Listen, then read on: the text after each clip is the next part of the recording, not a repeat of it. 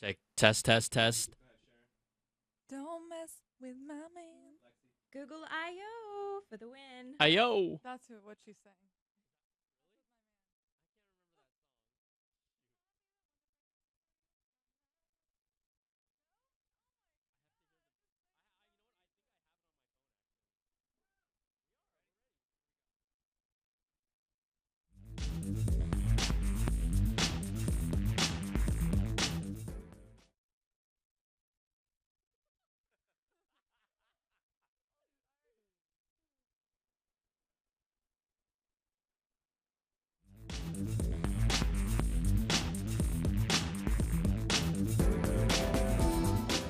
Hola, what's up? Welcome to CNET Live here, covering everything Google I.O. 2015. I just want to get to it. Let's introduce the cast of characters here. We've got some new faces, some new beautiful faces, a lot better looking than mine.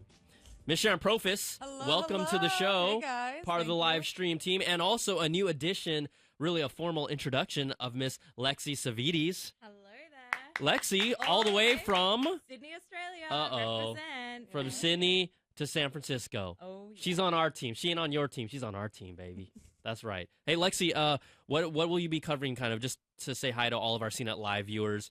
Your first time here. I know, my first time here. Look, I've only just got used to crossing the street in the right way because everyone drives on the wrong side of the road here. I mean, seriously. I'm doing a whole bunch of stuff. So I'm doing like how-tos. I'm doing sort of news videos, basically everything. All right. I love it. Yeah, welcome Excellent. to CNET. Thank you. Welcome to the fam, the big red machine, as we like to call it. Also, Stephen Beecham running the show, Mr. Octopus Arms. Good morning. Camera switcher, mic switcher, Skype caller, phone caller, big baller, Big everything. All right, let's get to what we're here to talk about, Google I.O. 2015 here in San Francisco. A lot of things that we're excited about. But first, just to get a lay of the land, it's taking place in Moscone West. We wanted to give you just a nice, lovely shot of what's happening right now as we speak outside of the building. This is the same building where they've held past keynotes. It's the same building where they dropped their Google Glass team. Remember the skydivers? Oh, yeah. That was probably one of the biggest highlights we've seen at any keynote, quite honestly. So there you go. There's protesters outside. There are dorks and nerds like us outside. There are developers. There's a guy dressed up in an android costume. Oh, I see him. He's coming right around the corner, right? The green guy with the suit? Yep. So there you go. That's Moscone West. Just kind of the central hotbed of wherever we have all of our tech keynotes here in the Bay. So there it gives you an idea of what it looks like outside. Let's take a peek inside. Ooh, good stuff. Let's go. This is straight from Google's video, just to give you a scope of that's a big room, It's ladies. huge. That's huge. What makes this unique also is that you can see that there's a screen that we've told wraps around approximately around 300 degrees or so. So we're expecting to see maybe some sort of 360-ish video presentation. Yeah. Maybe it could lead to something like Could you say Like VR? Little virtual immersive reality. experience. like right in the there. center, VR. So this is inside Moscone West. The keynote starts approximately around 9:30 a.m., so we'll be here with you. But again, there you go, a first look inside of the actual keynote with a sweeping jib shot courtesy of our friends at Google. Beautiful. Good house music. Oh yeah, that's the house music from them too? Nice. All right, well, let's go. Getting us partying in the morning.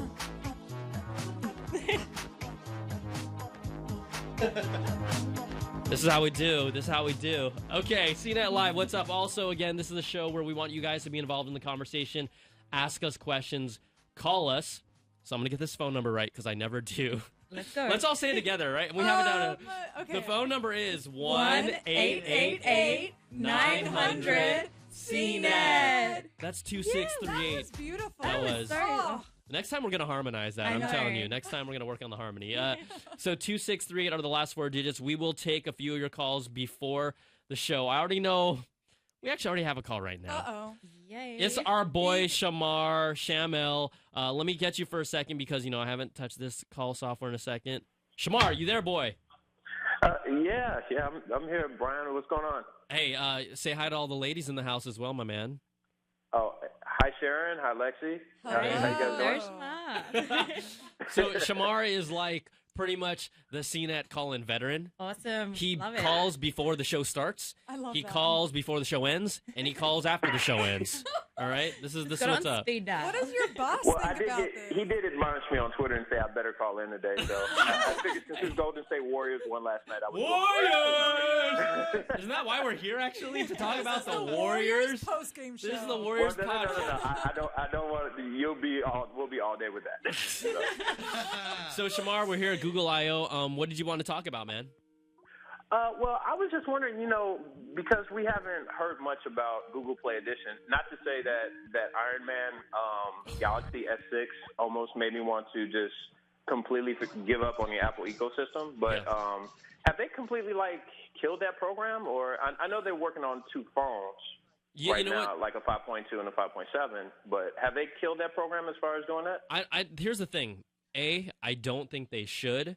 B, I think the only reason why we haven't seen Play editions of some of these flagship phones right now is just a little too early in their release cycle. They haven't even caught up. I mean, the Samsung Galaxy S6 has really kind of at least invigorated their brand a little bit. People are talking about the S6. They're talking about the S6 Edge.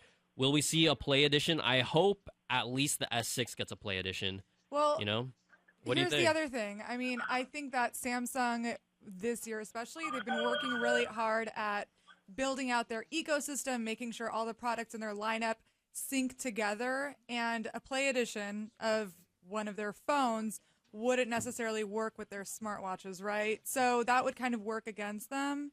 It's probably one of the things you might want to consider. That's why I don't think it's anytime soon. Yeah, and there's also other ways you can make a phone kind of like a Google. There's the launchers, there's all of those extra things that you can add on top just from the Play Store that are Google certified. It makes it look and feel like a Play Edition phone, obviously without all the rolling updates that you would get from an edition phone. Yep.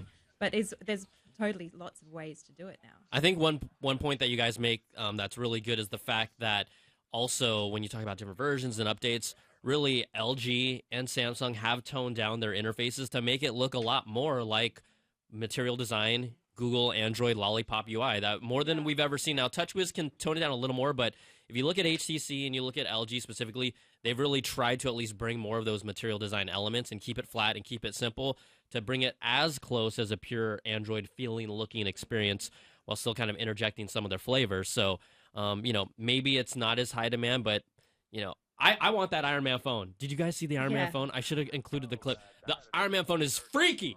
I want this thing, but I'm looking at all my Apple products like, no, they riot and probably explode. So I was just like, nah, I can't do it. Shamar, that's why you got a work phone, Shamar, right? You got the home, you got your ecosystem phone, and you got your Iron Man phone. That's all. I used to have a work phone for AT&T, but it's like it as far as that, it just wouldn't be as fun. I wish, but and it wouldn't sync to your Apple Watch because you got that Apple Watch, right? Or are you waiting for it? Yeah, no. I got it. I got it on my birthday. I was happy about that. Oh, hey. Okay, cool. Day of. I was like, sweet. Yeah, that's not bad at all, man. But yeah, but what else was I going to ask you? Now, since they're not making a tablet, do you think these guys are like reading the tea leaves as far as declining tablet sales and everything? The fact that they're not doing one this year? Yeah. So sorry, Shamar. For people that are watching that aren't familiar, what is he saying? They're not making a tablet. Reports, at least rumored reports, have come out that at least in 2015, Google will not be releasing another kind of Nexus branded tablet. It appears that they'll be just sticking with their current Nexus 9 as their flagship phone, and then releasing potentially 2 phones of their own, 2 screen sizes, a 5.2 inch and a 5.7 inch. You could say they're reading the tea leaves. I think just from a standpoint of look at tablet sales in general and look at how many tablets Google sells, it's not really a money maker for them, quite honestly. They have it in place. I don't think if they evolved the tablet the current way that it is, that it would even a significant jump in sales anyway. So to me, sticking with what they've got right now, I haven't seen a Nexus 9 in the wild yet. Personally, I completely agree with what Brian is saying. And the fact that there are rumors that they're going to release these phablet-sized phones just makes sense, because you could argue that one of the reasons that tablet sales are declining, besides the fact that people don't update them as often as they update phones, is because phablets are the perfect, middle place between a phone and a tablet, covers everything. So it's smart on Google's end if they don't end up releasing a tablet to just stick with the phablets and push those. Yeah, absolutely. So hey, Shamar, we're gonna let you go because we got to take some more calls. But thanks for calling, buddy. You always appreciate it. Oh, not a problem. You guys have a good time. All right, take it easy, Bye. bro. Okay. On site in the house, we've got our man Tim Stevens. We like to do a little video conferencing. Look at Tim with his sassy tie. That is not very flattering lighting, is it? No, you look blue, baby. You look a little Hey, sick. hey, Tim, can you do an underwater swim move? It looks like you're underwater. It actually does. Yeah! Oh, he's drowning! No, Tim. Okay, it's okay. Relax, man. I'm all right. Okay, good. Give me a quick look around the room here. We got a lot of people getting seated, ready to roll. There's actually, speaking of being underwater, you see that big whale? Yeah! Wow. Yeah! Real stuff going on here. We are in the middle of the Google I/O keynote room. We're actually surrounded by video screens, as you can kind of see behind me, the giant whale coming around. We don't know exactly what Google's going to do with all these screens around us, but there's a lot of fun video going on. This is a fully 3D rendered whale, by the way. So that's something special. Wow. This is amazing. Hey, Tim, there's so many things that Google can talk about that we're talking about at Google I/O this year. Is there any one thing or maybe a couple things that specific to you that you're kind of curious to see what they're going to end up doing with? I'm definitely looking forward to hearing more about Android Auto. We've actually learned a lot this week. General Motors and Audi is actually going to sign on here in the near future too to have that stuff in their cars, which is great. I think we'll see some more Apple announcements today. And Google's got to make some noise in the payments front. Apple Pay is spreading like wildfire, and Google really hasn't made much of an effort with their wallet product. So I think we got to see some steps forward there too. But yeah, I'm hoping to see some hardware too. I don't know if we will, but hardware is definitely a place to write about. So I hope we see something. Tim, thanks for that report from. Anyway, so should have walked away. Tim, it's hilarious. I mean, you don't see it, but we're cutting away to the Google video, and it's just this huge, massive whale like going around. There you go. He's having a whale of a time. Oh no! Oh, Was it too early to do that? It is 9:15. I'm sorry. All right, Tim. Well, you know what? We'll be enjoying your coverage. Tim will be part of the live blog team as well as any future coverage here at Google I/O. So thanks for that, and just get locked in your seat, and we'll talk to you soon. Okay, buddy? My pleasure. Thanks, everybody. All right. Whoa! Video game land. Some Pong happening there. Well, that was amazing. That was my whale. That was my whale mating. Good impression. Really good. How Thank often do you you. have to use that? A bunch. I like the ocean. Yeah, go ahead. No, I was just gonna say 3D rendered whale. I'm just saying. Maybe this is the, couple years ago, Google Glass, big splash. No pun intended. Oh. Maybe this I year. see where you're going. That was so you guys. unintended. Oh my gosh, you guys are so silly right now. But maybe this year they're going to do something similar with VR. Yeah. Just saying. It'll be very interesting. I mean, they are all set up with this 360 wrapped up screen right now. It looks like there's a game of Pong going on right now, which That's is awesome. Yeah, that's pretty so freaking awesome. This is probably the coolest keynote stage setup that we've seen in a long time. Yeah. Right? Not only do you have a whale, but you have Pong right there. So, I kind of want to transition this a little bit and ask you two in the room, with so many things that we could see, Android and their next flavor of the Android OS, something from Chromecast, VR, mobile payments. Maybe I'm not listing everything we plan to see, but what are you two? We'll start with you, Sharon. What is maybe one of the things that you really want to see from Google? I think what Google needs right now is some sort of killer feature or killer feature set. And a few months ago, we saw that they opened up Google Now's API a little bit to a few developers, let them into the system so that they could push updates to your Google Now portal. So definitely hoping they expand that entirely so that anyone can jump on that API. And then also the voice recognition, the voice commands API for any app to embed those voice commands into their apps. That would be amazing. Then you could say anything. You could say, hey Google, launch Instagram and whatever, upload photo or something. And it would just go straight to that. That would be a killer feature. That's something that Apple doesn't have with Siri. Wait, Apple's Siri isn't that feature rich? I mean, it's Really? I didn't know that at all. Oh my God. Okay, it took me a second. I was like, okay, let's talk about this. Wait. Apple doesn't have the best voice recognition? You know, Really? Yeah. I'm so shocked by that. Oh, shocking, I know. But Google is most equipped to just blow voice recognition out of the water. I feel like they have this treasure they haven't really tapped into yet, and this would be huge. So those two things, which sound small, but I think would bring a lot of people onto the platform. And then, of course, I'm really excited about Android Pay. See what they launch there. Yeah. But, Excellent. Lexi. Oh, look, I mean, because that whole Google Glass splash a couple of years ago, that was huge. And there was just so much excitement around it, so much buzz. And then it died out. You know, we had everything. It was killed off and then brought back. I really think, especially given the hints that I've just seen this morning from the show floor, I'm like, VR and Google Glass. I think there's potential there. Obviously, we know Google Glass 2.0 is in the works. But I think even rumors are that they're working on the next version after the current version. And there's even been word from like fancy glasses makers like Luxottica, who make like, you know, Ray-Bans and all the other sort of really cool looking glasses. There might be some sort of partnership there. So I really think there's a lot of potential in VR and Google Glass. So you think they forward. might meld the two? Maybe. I think that might be something that could happen. I don't know. Google Glass, maybe it's dead in the water to a lot of people. But I think that there's so much potential there, especially given those hints that we've seen today. Yeah, I think piggybacking on, again, because we like to piggyback on each other, like backpack. I'll be your backpack. Put me on.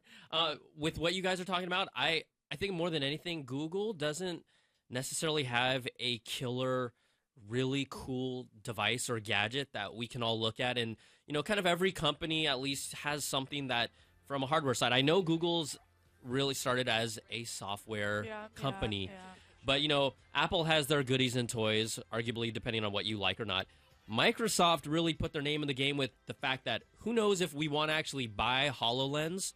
Right. But damn, HoloLens Wow. looks cool. Yeah. Like, it looks really cool. Yep. It may or may not be the future. So I think from a Google standpoint, whatever they do here with VR, if they make it more accessible, or they, you know, we already have stuff like Google Cardboard, where we have it here just in case something pops up and we can, you know, because I mean, it looks hella. You look cool in public wearing this, yo. I mean, the ladies. Almost as cool as Especially wearing the Google cardboard. Glass. Oh yeah, the ladies are just coming at me. I mean, I get it.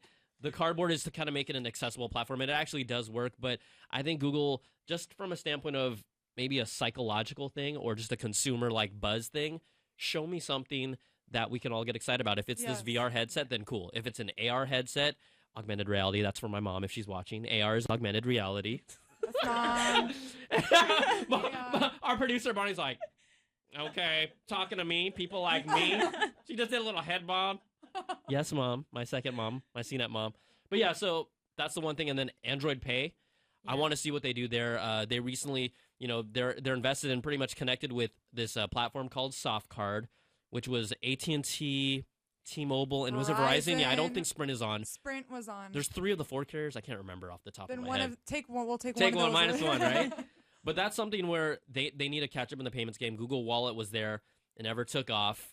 You know, and this could be their chance. So here's the thing. I mean, a lot of people talk about how Apple Pay just crushed Google Wallet when it came out. But the truth is that a study came out recently after the launch that found out that Google Wallet payments went up by 50%. It helped. It actually helped them a lot. Boost the awareness, and right? I think it made Google realize, like, okay, maybe we launched too early or something went awry with our rollout, but now it's our time. So they bought SoftCard, which was unfortunately previously named ISIS. Which basically, it sounds like, okay, why would they buy that? But the reason is because up until then, all the carriers that we mentioned, 3 of the big ones, they were blocking Google Wallet from being embedded in these phones. So as long as SoftCard was on your phone, you couldn't use Google Wallet.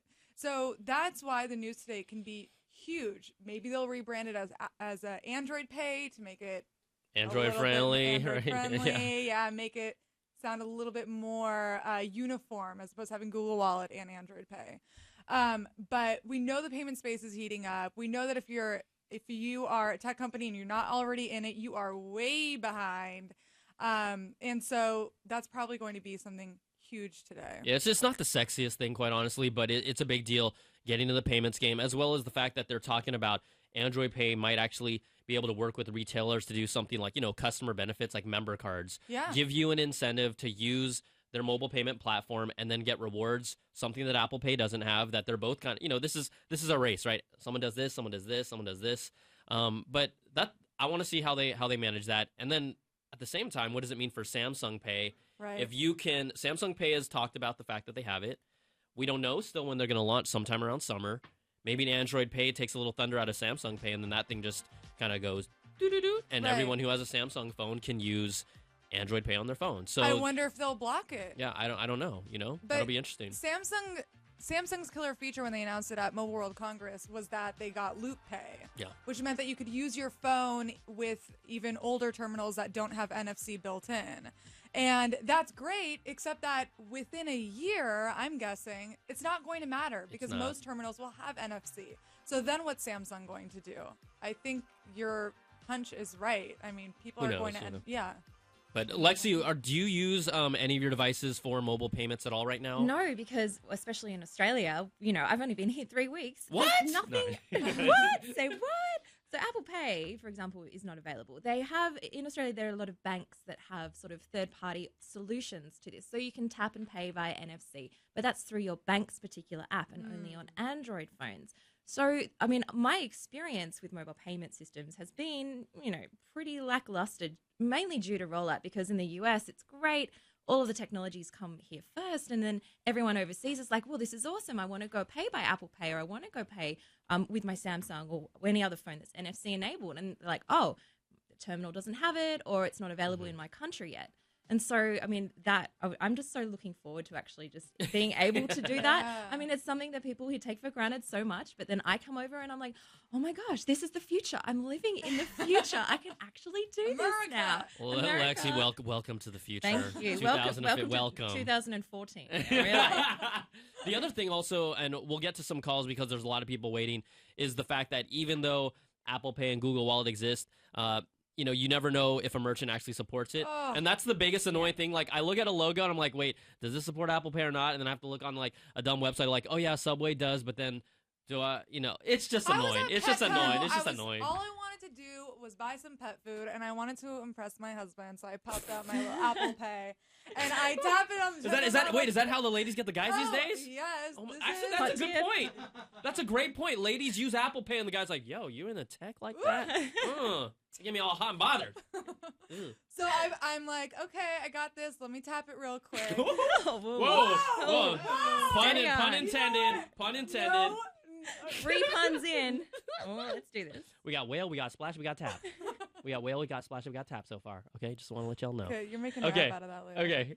Anyway, long story short, I'm tapping, it doesn't work. Tapping doesn't work, and then it's like working, and the lady's like, it doesn't work. Oh. I'm so sorry. It's just not activated right now. I'm like, Aw. oh, you're embarrassing me. Here, Yeah, take my cash. Yeah, just go. Just go. It happens. So that's another frustration point of it all. It's still figuring itself out. Exactly. And while it's figuring itself out, by the time you're here in the future, Oh, yeah. Exactly. give it another 6 months, it'll be all good to go. Mm-hmm.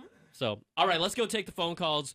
We have our friend David, who has been waiting very patiently from Alberta, Canada. I'm guessing What? Canada. David, what's up? Hey, not too much. Just waiting for the show to start. Oh, so you're basically saying, oh, I gotta watch you guys before the show actually starts. Is that what you're trying to say, David? Just be No, I'm honest. actually enjoying what you guys are saying. It's awesome. Okay, I like that. Now I'll take your question because you're so nice.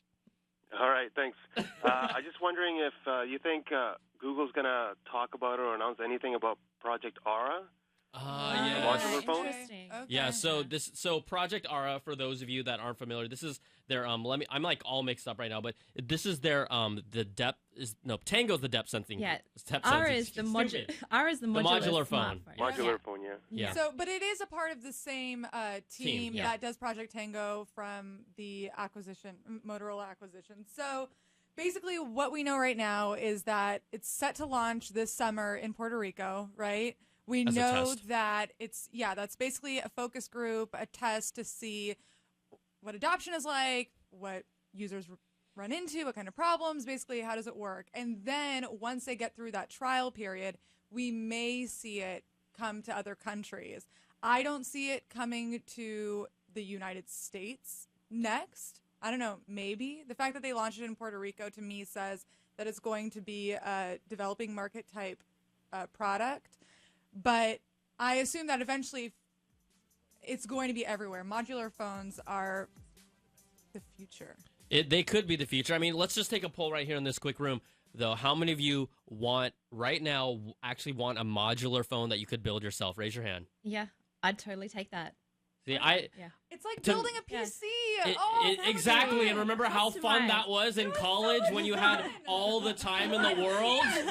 And now that you don't have all the time in the world, I just can't build my phone. Yeah, but it would just snap together, and then you're done. It's like Yeah, okay. It might snap together, but what happens when a Bluetooth guy stops snapping? You're like, damn, I gotta go to the store and buy another Bluetooth part, and then just pop yeah, it. lifetime warranty. Oh my God. Whatever. I would buy that modular phone, and then the first thing I would do is I would swap out the camera part for, like, I don't know, Lexi, help me here. She's like a photo 16 megapixel f1.8 aperture. Exactly. Well, exactly. If only that existed and it wasn't like $5,000. But I'm then just everything messing else with would be normal. I am messing with you all. I do like the idea.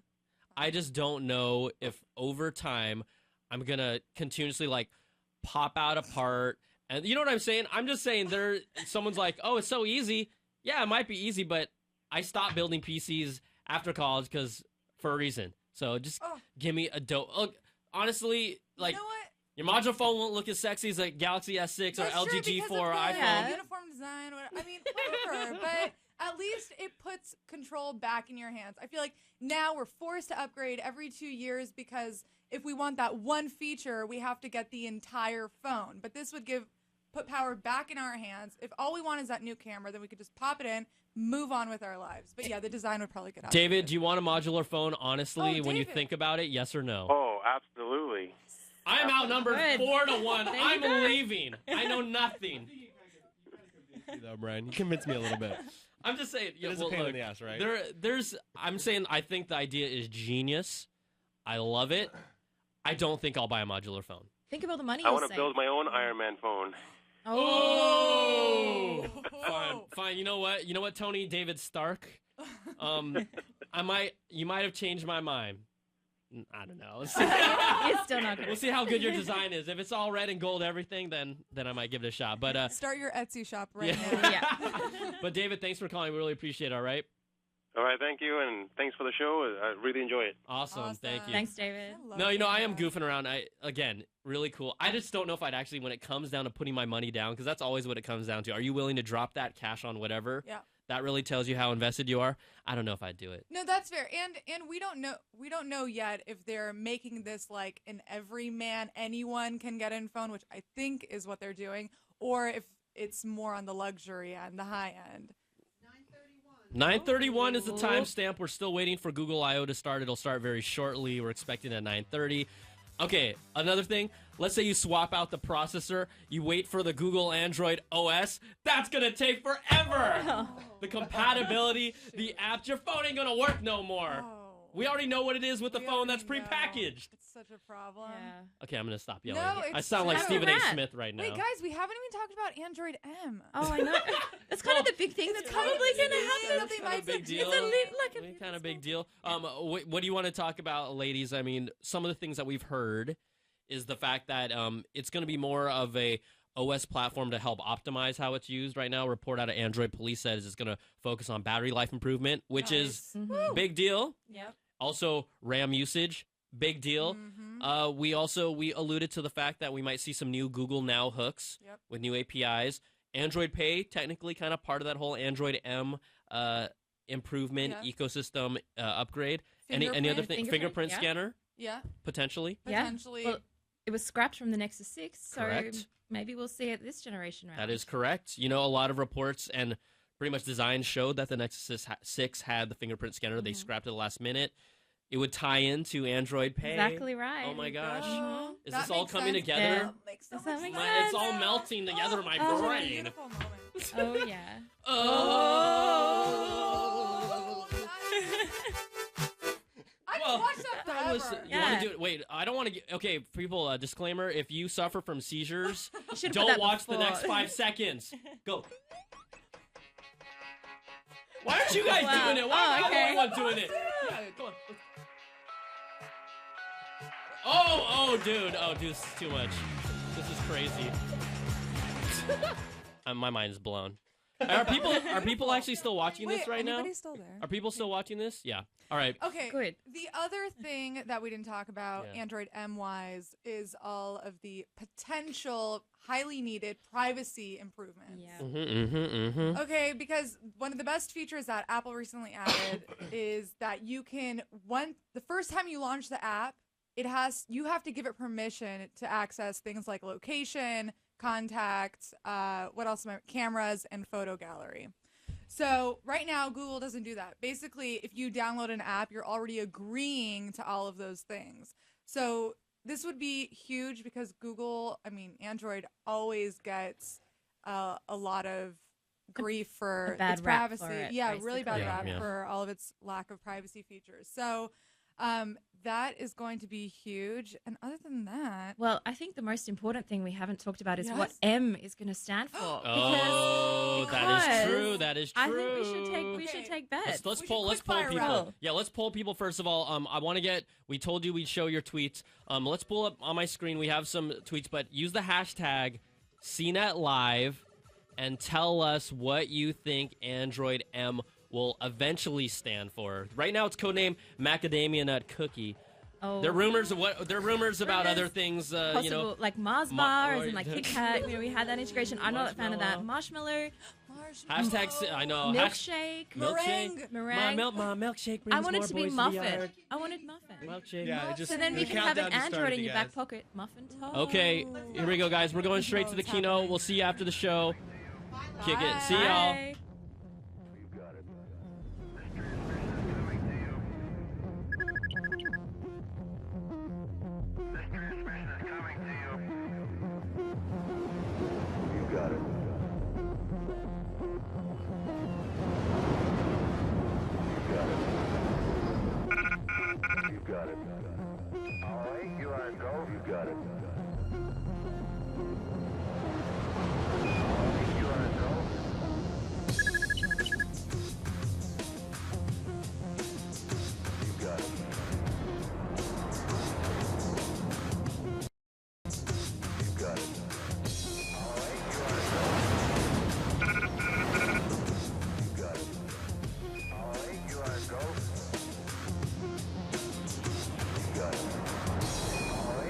Go.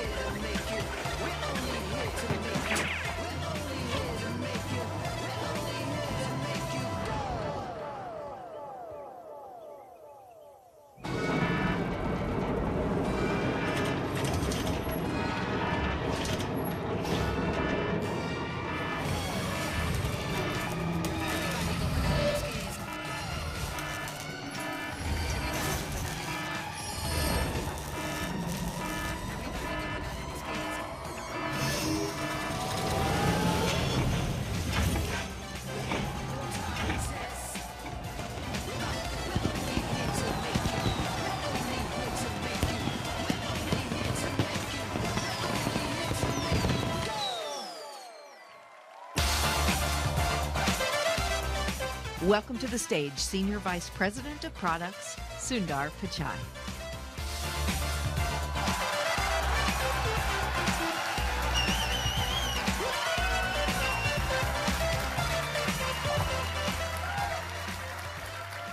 Good morning. Welcome to Google I/O 2015. Thank you for joining us today. I know there were long lines. Thank you for making it in. We are being joined by over 2 million people on the live stream, so welcome to all of them as well.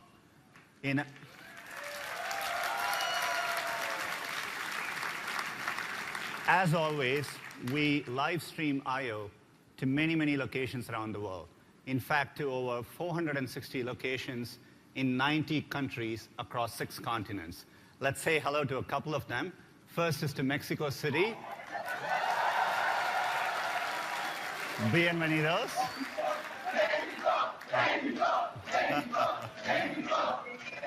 Let's move on. We are moving to Munich in Germany. Guten Tag.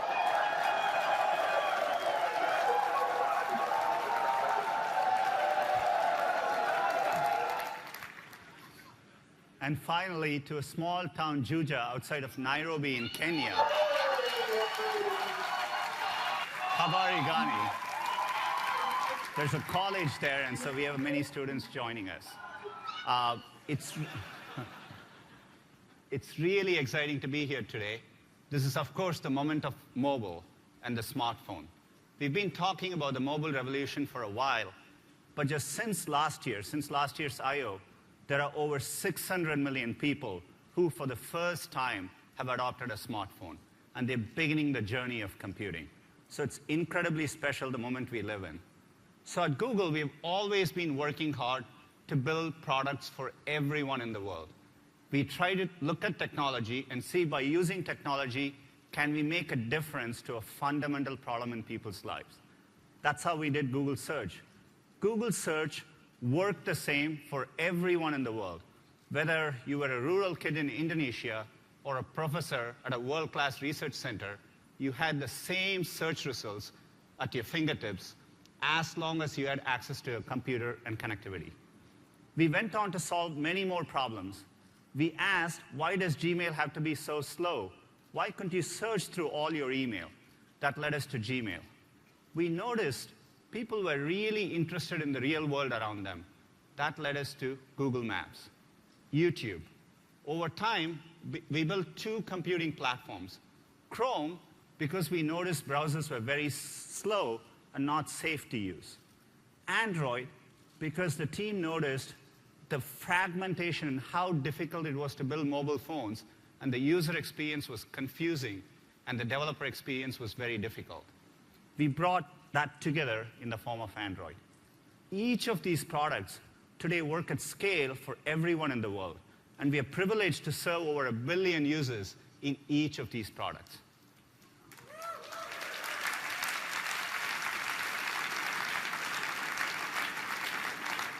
So today, in this moment of mobile, at I/O, we're going to talk about 2 things. The first is how we are evolving our computing platforms, not just for mobile, but beyond mobile, for a multi-screen world. The second is how Google, core to our mission of organizing the world's information, is really evolving the mobile experience for users. So let's get started with our computing platforms and Android. Android is working at scale. Last year, 8 out of 10 phones that were shipped were based on Android. The breadth and depth of what we see in Android is just stunning. We just want to visualize it and internalize it for a minute. So behind me, you're going to see a dot, a single dot for every Android active phone out there. And we are representing the range with colors. Blue stands for high-end phones, high pixel density, high RAM, phones like the Samsung Galaxy S6, LG G4, etc. Orange is at the other end of the spectrum, what you see in emerging markets. Small, affordable, the entry-level smartphones. There are over 4,000 distinct devices you see in Android. And the range of what we see is what we really embrace. In fact, when we say be together, not the same, that is precisely what we mean. We want to make sure we leave no one behind. We want to provide Android for users the way they like it so that it works for them. Next slide. So today, we are also going to talk about how Android is not only evolving for mobile, but how we are taking computing beyond mobile as well. Last year at Google I/O, we talked about Android evolving to many, many form factors. So let's see how we are doing. We have to remember with the phone, we started with one phone, and today we serve 400 OEMs, 500 carriers, and over 4,000 devices. The same journey is underway in each of these areas. For Android Wear, we started with 2 models. Today we are up to over 7 models, and there are many more to come. The team has been evolving the software continuously, and you'll get a full update on that today. Android Auto. We announced this last year as an open automotive alliance. Just last week, Hyundai announced that its Sonata models are available in US dealerships right now. GM announced 13 of its Chevrolet models for 2016 will be based on Android Auto. Volkswagen just announced this week its entire lineup for 2016, including Passat and the common models in Europe and North America, is based on Android Auto. Ford, GM, Mitsubishi. We have over 35 car manufacturers beginning to ship, and so we'll have a whole range of vehicles coming in the market soon. Android TV. We announced last year as a reference device, ADT1. Today, we have Sony and Sharp televisions shipping in the US, Philips, which is very popular in Europe, and many more models coming. There are many, many streaming consoles. NVIDIA Shield is a great console. Razer has one. And the range of content we are seeing in Android TV is pretty breathtaking. We have grown our user base there. We have doubled in the last 3 months alone. Of course, for TV, for televisions, we have a simple and elegant solution in the form of Chromecast. People have bought over 17 million devices. They've pressed the cast button 1.5 billion times, and today you have over 20,000 applications you can cast from. All of this is powered by an incredible content ecosystem in Google Play. And today I'm very excited to announce HBO Now for the first time is coming to Google Play, and it's available across Android and iOS using Cast.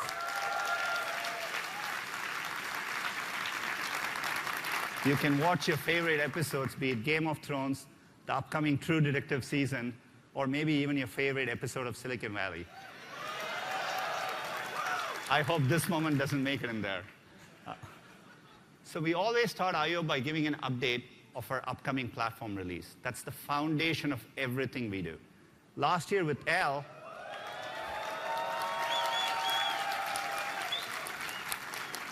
was a major release for us in which we tackled many, many form factors. For M, we have gone back to the basics. We've really focused on polish and quality. We've literally solved thousands of bugs, and more importantly, thought through every detail to make it better. To give you a preview of the upcoming M release, let me invite Dave Burke onto the stage.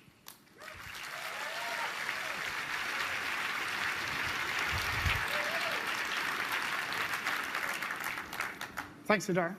So this year, we've made a conscious decision to focus on quality end-to-end. And today, I'm excited to share a preview of the new M release of Android. The central theme of M is improving the core user experience of Android. Our focus is on product excellence. Everything from squashing thousands of bugs to rethinking fundamental aspects of how the platform has worked for years. Now, one of the unique and amazing things about Android is that it's an open platform.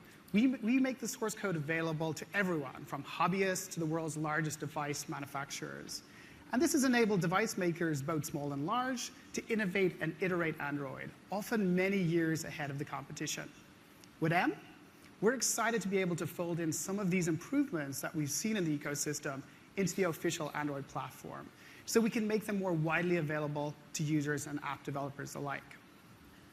So let me take a few minutes and walk you through 6 key areas where we've really improved the core user experience in M. Now, one of the things Android users tell us they love is their ability to customize and really control the behavior of their phones. So in M, we're bringing this approach to app permissions.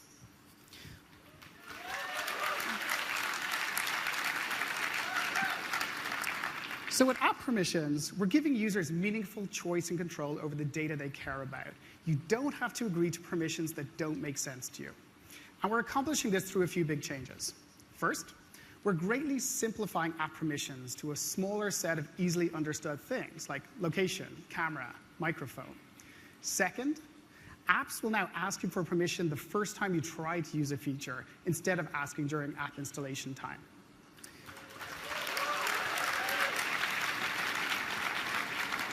So let's take a look at how this could work with WhatsApp. Now, keep in mind when I install the app, I wasn't asked to grant any permissions up front. OK, so let's say I'm in the app and I want to send a voice message. When I press the mic button, the app makes a request to the system to access the microphone, which then brings up this permission prompt. The permission directly reflects the use case. And this is a one-time request, and of course, I as a user can allow or deny the request on a per permission basis. Now that I've granted the permission, I can hold the mic button and record a message, like so. So one of the things we've heard from our users is the desire to change or revoke an already granted permission. So with M, I can now go into settings, choose the app, see what permissions it has, and even modify them. I can also go the other way. So I can choose a permission, say microphone, and see which apps have access to it. Now, for developers, the new app permissions apply to apps compiled against the M SDK. Legacy apps targeting SDK versions before M will behave as before. One of the really nice side effects of the new permission model for app developers is it's faster to get users up and running in your app. We also know that with the old permission model, that adding a new permission to your app can affect your update adoption. With the new permission model, updates are seamless because user involvement is deferred until right when it's needed. OK, so that's app permissions. This is a pretty big departure since Android 1.0, but it's a more intuitive model for users as a much more seamless app install process for app developers. So next up, let me highlight one of the ways that we're improving the web experience on mobile. So one of the interesting trends that we're observing on mobile today is around how web content is being consumed. And app developers increasingly care about the experience their users get when they tap on a web link from within their app. And today you got two choices, right? You either make a big context switch out to the browser, or you build your own experience by embedding a web view within your app. And web views have this nice property that they enable you to make the transition to web content really seamless. And you can make it feel like one app. But while web views are powerful, they have some downsides. It means developers have to get into the business of building a browser, which is a complex and time-consuming thing to do well. And for the user, browsing content in web view means you lose some of the things that make users' lives really easy on the web, like saved passwords or logged-in sessions. So Chrome Custom Tabs is a new feature that gives developers a way to harness all of Chrome's capabilities while still keeping control of the look and feel of the experience. And we've been working with our friends over at Pinterest on this, and I'd like to show you a sample of what's possible. So here I am in the Pinterest app. Let's tap on something interesting. Now, when I tap on a web link at the bottom, you'll notice that there's a custom transition animation into Chrome Custom Tabs. Now remember, this is actually the Chrome browser now running on top of your app. And the custom tab is branded the same color as Pinterest, so it feels like one experience. And you can even see that Pinterest has added a custom button to the toolbar to pin pages. And they can also add additional items to Chrome's overflow menu up at the top right. Finally, the back button gives an easy way to seamlessly go into the app. So the custom tab was super fast to load because Pinterest was able to ask Chrome ahead of time to prefetch the content. And of course, the real benefit is for users. With Chrome Custom Tabs, you're signed into your favorite site since it uses Chrome State. And you get all of Chrome's features, such as saved passwords, auto-filling forms, Google Translate, and more. And of course, you also get the benefits of Chrome's security model. So Chrome Custom Tabs is available today on the Chrome Dev channel, and we're excited about rolling it out to users in Q3 this year. So that's an example of how we're improving the web experience when you want to link from an app to the web. Now I'd like to talk to you about some improvements we're doing when you want to link from an app to another app. And linking is, of course, one of those fundamental principles of the web. It brings different websites together as part of a natural user experience flow. And as more and more web destinations get corresponding rich app experiences, for example, the YouTube app or the Twitter app, we've seen different attempts to enable linking between apps so as to apply those same fundamental principles of the web. Now, Android's intent system already provides a powerful way to enable an app to advertise that it can handle rendering of a particular link pattern. But one of the limitations of the current system is that when a user selects a web link from somewhere, Android doesn't know whether to show it in the web browser or some other app that claims support for the link. As a result, Android will show the infamous disambiguate dialog to ask the user to choose. No. So in the M release, we're enhancing Android's intent system to provide a more powerful app linking capability. Apps can now add an auto-verify attribute to their application manifest to indicate that they want the links they claim they support to be verified by the platform. The Android platform will then make a request to the web server pointed to by the links at app installation time and look for a file containing the name and signature of the application. This enables Android to verify that the app owns the links it claims it does. So now, when I, as a user, tap on a verified link, let's say a Twitter link I received in an email, the Android platform will seamlessly route me to the Twitter app with no more disambiguate dialog.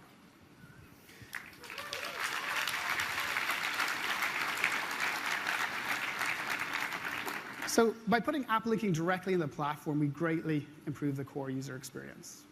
OK, so next up, we want to give you a preview of an important initiative we're working on, which we call Android Pay.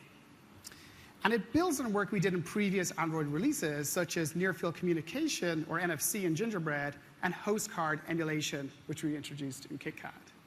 With Android Pay, users can simply and safely use their Android phone to pay in stores, wherever they see the Android Pay logo or the NFC logo, or indeed in thousands of Android Pay partner apps.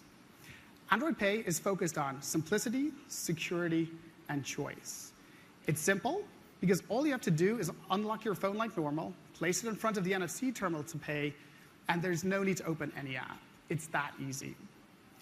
It's secure because when you add a card for use with Android Pay, a virtual account number is created, which is then used to process your payment. Your actual card number is not shared with the store during the transaction.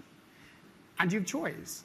We built Android Pay as an open platform, so people will be able to choose the most convenient way to activate Android Pay, either through our app or through any supported banking app. And we're working with leading financial institutions so you can securely use your existing debit and credit cards with Android Pay. And of course, we're also working with major US mobile carriers, including AT&T, Verizon, and T-Mobile, to ensure that whenever you buy a new phone, you can walk out the door ready to go. And of course, Android Pay works with any Android device with NFC. Android Pay will work in over 700,000 stores across the US which accept contactless payments, including retailers such as Macy's, Bloomingdale's, McDonald's, Subway, and much more. Android Pay will also be available in-app from developers selling physical goods and services to help you speed through the checkout process. So leading developers like Lyft and Grubhub and Groupon and more will be offering Android Pay in their apps soon.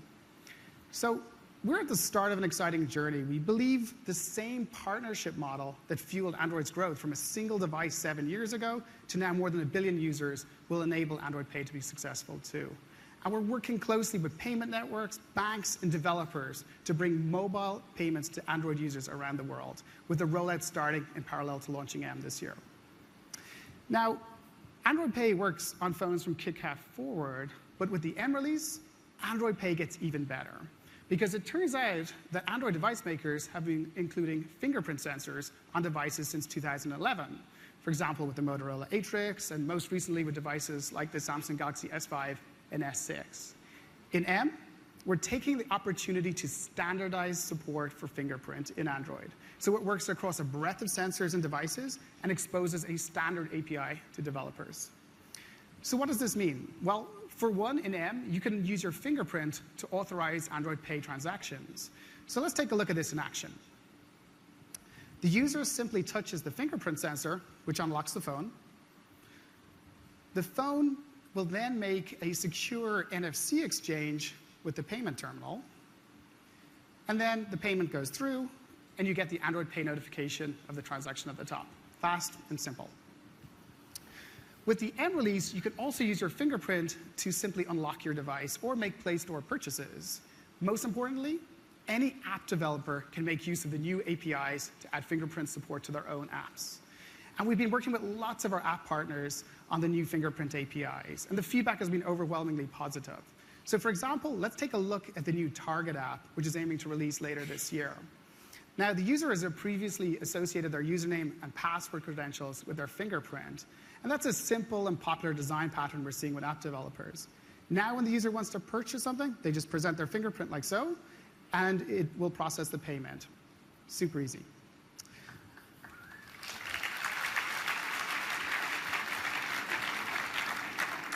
So let's talk about another big area where we've improved in M, and that's power. Now, Android has always enabled true multitasking as an open platform for developers, and people love that about Android. But in making the platform exceptionally flexible, there's a trade-off on data freshness and battery, especially if the user installs hundreds of applications. So, in the spirit of improving the core experience, we're changing Android and M to be smarter about managing power through a new feature we call Doze. Now, many of us have bursty user patterns with our devices, especially with tablets. For example, you might leave your tablet on your coffee table or your nightstand all day, only to pick it up and use it to read a book or watch a movie in the evening. With M, Android uses significant motion detection to learn if a device has been left unattended for an extended period of time. In that case, it will exponentially back off background activity to go into a deeper sleep state. So what we're doing is we're trading off a little bit of app freshness for longer battery life. And we call it dozing because while the device is asleep, it's still possible for the device to trigger real-time alarms or to respond to incoming chat requests through high-priority messages.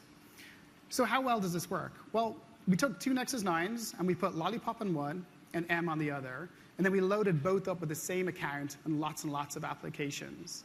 We put the two devices side by side and measured power. And I'm happy to say that we're seeing devices with M lasting up to 2 times longer in standby.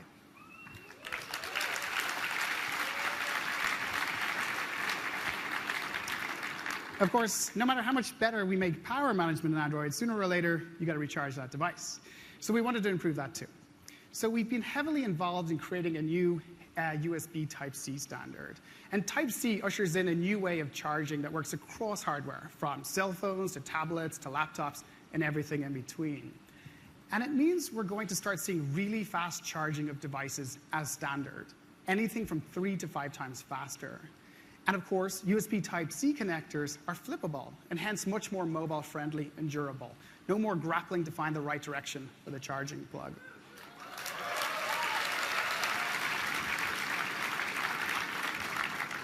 So we've been working with device manufacturers to bring Type-C devices to the market with the M release. And because Type-C is bidirectional, the M release adds the ability to select whether you want your device to be charged by the cable or instead for your device to act as the charger to whatever it's plugged into. So that's Type-C, coming to a phone near you soon.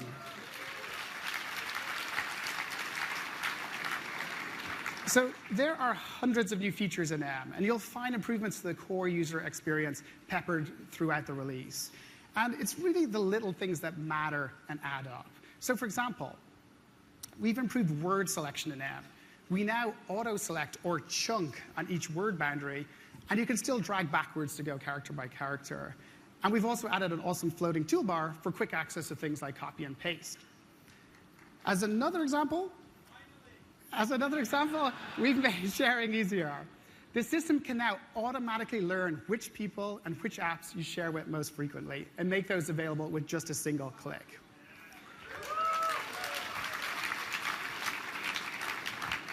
And if you weren't a big fan of the volume control changes in Lollipop, hands up who weren't fans of the Lollipop changes. Okay. The good news is we've simplified those, much easier. And as an example of the little details we polished and obsessed over, we've added a drop-down to control the volume of individual audio streams, such as alarms and music. Okay. So the M release is still in development, but we're excited to be able to share an initial developer preview today for the Nexus 5, 6, 9, and Player. And we'd love your feedback on the new features and APIs to help us get the platform ready for official release in Q3. So that's M. We're working incredibly hard to produce our most polished Android release to date. And the improvements don't just stop at the platform. We've also have some really exciting new app developments enabled by M for example, with Google Now, which you'll hear about a little bit later. And so with that, let me hand over to David to give you an update on Android Wear. Thank you. All right. Thanks, Dave.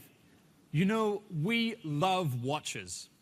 They've always been this incredible mix of beauty and technology, and from the very beginning, they've inspired artists and engineers to come together and create.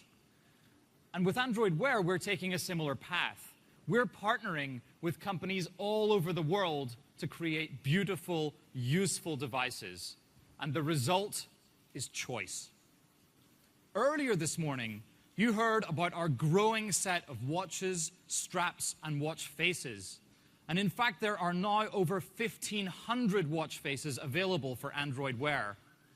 And we're thrilled by all the ways that you can express your style. In parallel, and for the past year, we've been making key platform investments to enable truly useful wearable apps. And that's what I want to talk to you about today. In the last 12 months, we've launched 4 major OS releases and 7 different watches, bringing dozens of important improvements to users and developers alike.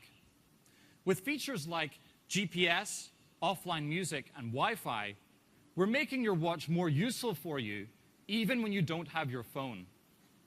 Third-party watch faces not only enable you to express your style, they provide all sorts of information at a glance. And features like brightness boost, fader mode, and screen lock provide the flexibility you need for technology that you actually wear. And perhaps the best part, every time we make these improvements, we're able to push them to existing watches. So when you buy an Android Wear watch, you know it will keep getting better over time. Today, we're evolving Android Wear even further, and we're taking our inspiration from something we already do on our watches, and that's checking the time.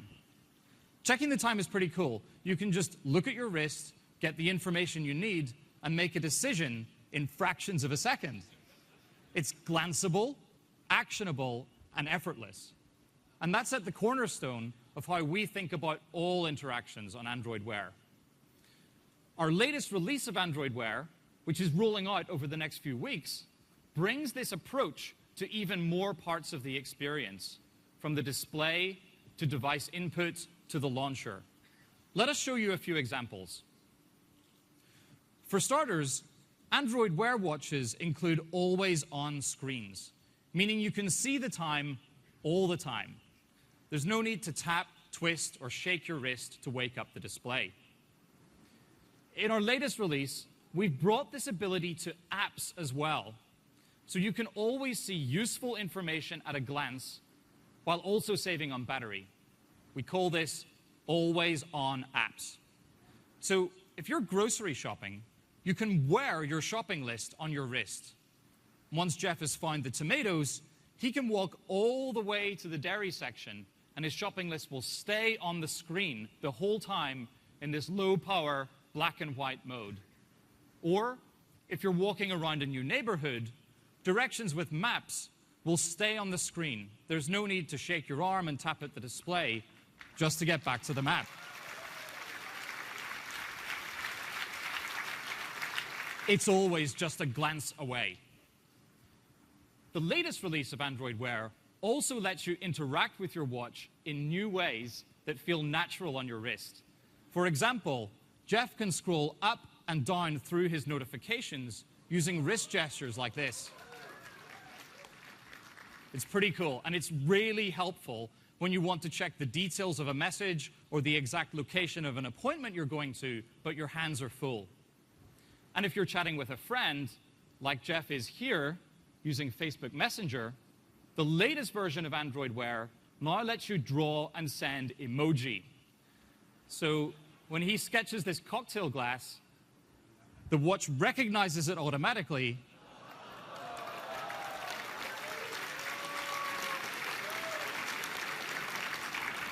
and his friend will see that message on their phone, computer, or watch. It's really great. Android Wear now puts all your apps and contacts at your fingertips in the new launcher. All you need to do is touch the watch face, and you can start an app, start communicating with a friend, or ask a question right there. Ultimately, wearable apps should be glanceable, actionable, and effortless, just like checking the time.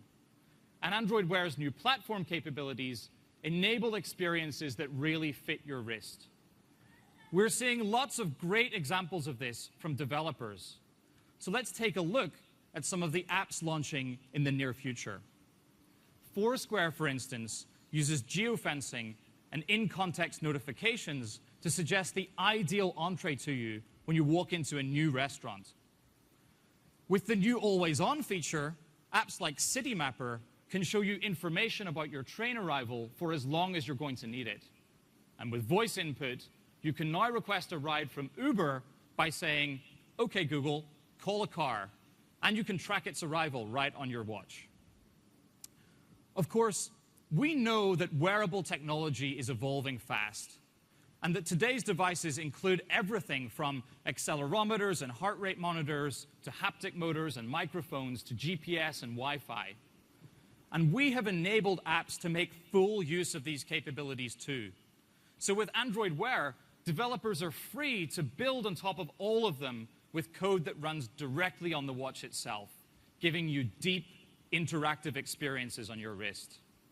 Google Fit, for instance, interprets that sensor data to recognize walking, running, and cycling, as well as squats, sit-ups, and push-ups automatically. If golf is more your thing, Golf Swing Analyzer uses the watch's accelerometer and gyroscope to measure the tempo, speed, and angle of your swing.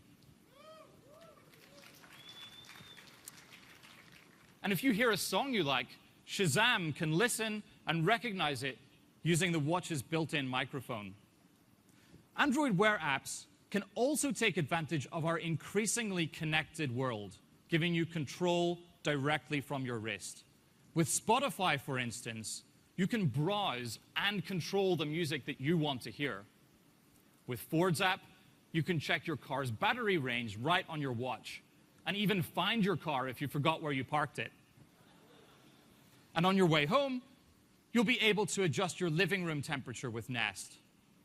Honestly, if you can dream it, you can build it. And our developer community is really delivering. Today, we're happy to announce that there are already more than 4,000 apps built specifically for Android Wear.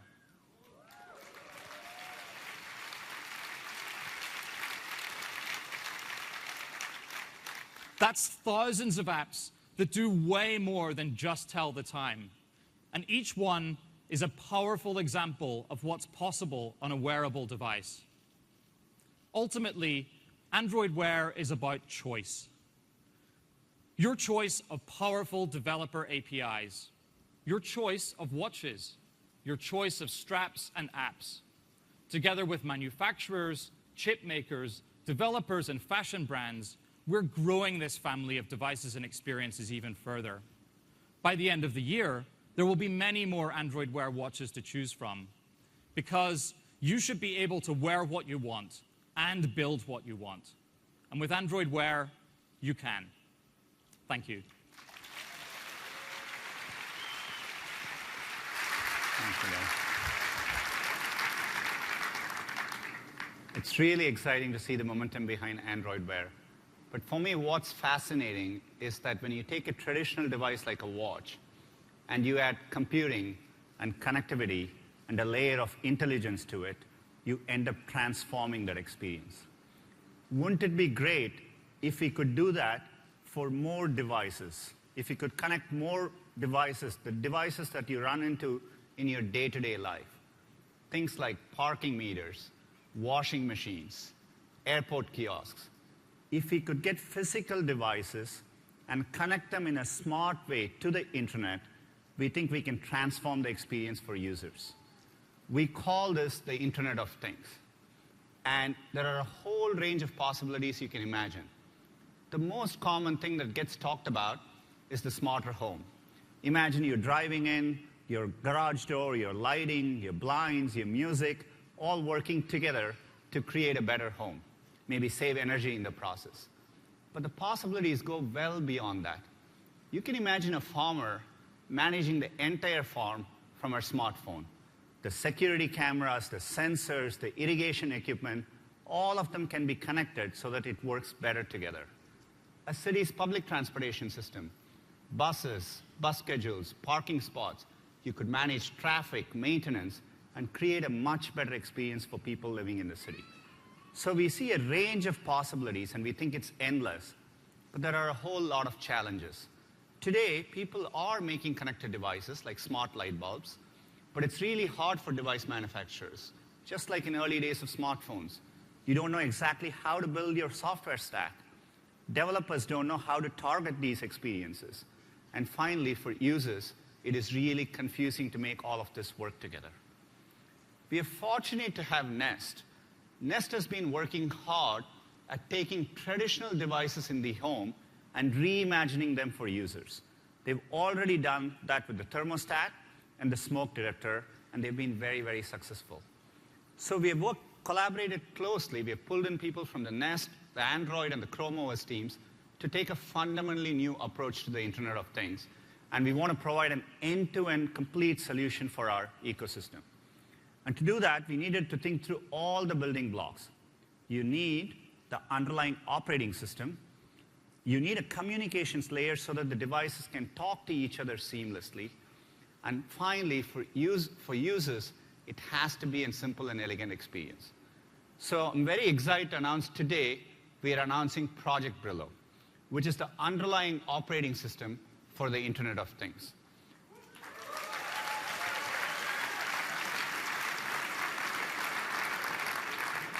Brillo is derived from Android, but we have taken Android and polished it down, hence the name Brillo.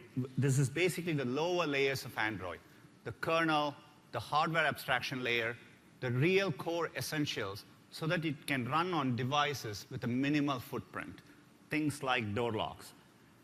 Because it's derived from Android, you get full operating system support. Things like connectivity. You have Wi-Fi, Bluetooth Low Energy built in, and working with Nest, we are adding support for alternative connectivity like Thread, so that there are low-power wireless solutions as well. We have thought about security from the ground up, and given it's based on Android, you get immediate scale. Many, many device manufacturers can use it. In addition, we provide device manufacturers can manage it from a centralized management console. They can provision these devices, they can update them, and so on. So it's an end-to-end functioning operating system. The next step is what we call as Weave. Weave is the communications layer by which the Internet of Things can actually talk to each other. You need a common language, a shared understanding, so that devices can not only talk to each other and to the cloud and to your phone. So what we are doing is we have standardized schemas. Schemas are nothing but a semantic blueprint for all these devices to have a common language. For example, a camera can define what does it mean to say take a picture, and all devices around it can understand that. A door lock can define lock and unlock as two phrases which all other devices in that ecosystem can understand and work off each other. So we will have standardized schemas, developers can submit custom schemas, and we will have a Weave certification program to make sure anything that is Weave certified can work together. Weave is available cross-platform, so you can use this as a modular approach. You can have Brillo and Weave together, or you can run Weave on top of your existing stack. And the powerful thing is Weave exposes developer APIs in a cross-platform way. So if you're writing a recipe application on your smartphone, the actual application can now turn on your smart oven, set it to the right temperature, right? And any connected device, your oven can be voice-enabled easily because we provide voice APIs as part of this. The final thing we are doing is getting the user interface right. So because this is built into Android, any Android device will recognize other device based on Brillo or Weave, and as a user, you get the same standardized setup for any connected device. You open up your phone, we detect it, You choose the device and set up the right owners, and you're good to go. So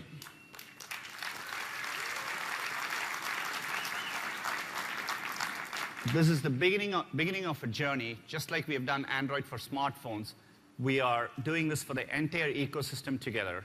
Brillo goes into developer preview in Q3 of this year, and we are going to announce documentation throughout the year, and we are working with developers, and the full stack will be ready to go by Q4 of 2015. And so we are very excited that for the first time, we are bringing a comprehensive end-to-end solution, and we hope we can connect devices in a seamless and intuitive way and make them work better for users. You've heard us talk about how the phone is enabling a multi-screen world. You've heard about other form factors like Android Wear and connected devices, and how the phone is at the center of this digital experience. Now, we want to talk about how we as Google, we are improving the experience on the smartphone. To do that, we go to the core of what Google set out to do. Our core mission is to organize the world's information and make it universally accessible and useful. And we've been doing that for a while. Think about how far search has evolved from the 10 blue links. If you're in a modern mobile phone, you can ask a question like, what does Kermit's nephew look like? And you get the answer instantly on your smartphone for you Muppets fans out there. In fact, you can even ask, what does Kermit the Frog, how do you say Kermit the Frog in Spanish? Kermit la rana. In this query, what looked like a simple query, we understood voice, we did natural language processing, we are doing image recognition, and finally translation, and making it all work in an instant. The reason we are able to do all of this is thanks to the investments we have made in machine learning. Machine learning is what helps us answer the question, what does a tree frog look like, from millions of images around the world. The computers can go through a lot of data and understand patterns. It turns out the tree frog is actually the third picture there. The reason we are able to do that so much better in the last few years is thanks to an advance in a technology called deep neural nets. Deep neural nets are a hierarchical layered learning system. So we learn in layers. The first layer can understand lines and edges and shadows and shapes. A second layer may understand things like ears, legs, hands, and so on. And the final layer understands the entire image. We have the best investment in machine learning over the past many years, and we believe we have the best capability in the world. Our current deep neural nets are over 30 layers deep. It is what helps us when you speak to Google. Our word error rate has dropped from 23% to 8% in just over a year. And that progress is due to our investment in machine learning.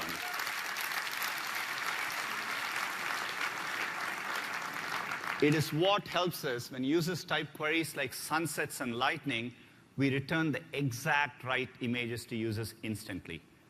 This insight is what we will use to help organize users' photos, and you'll hear about that in a minute. As a next step, we want to take all these advancements we have made and in the context of mobile, be a whole lot more assistive to users. We want to give users this information even before they know they need it. We want to give it to them in context. If you take a product like Google Inbox, and you're planning a trip to London, we bring together all the information in one place, and it is waiting, ready to go for you. It has all the details to do with your London trip. Google Now lets you know when to leave before you actually need to go for home based on traffic, etc. Or if you reach the airport, we have your boarding pass ready to go. We are beginning to think about how to advance all of this further to work better for users. In mobile, the need is even greater. You're deluged with a lot of information on your phones.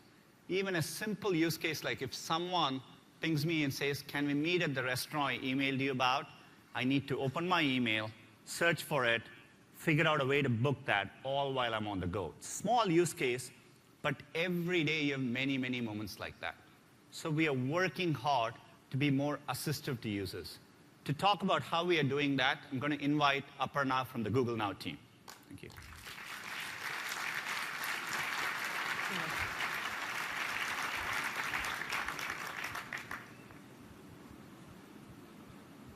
Your smartphone ought to be smarter. Why can't it tell you where you parked your car? Why can't it remind you to pick up the milk that your spouse texted you about?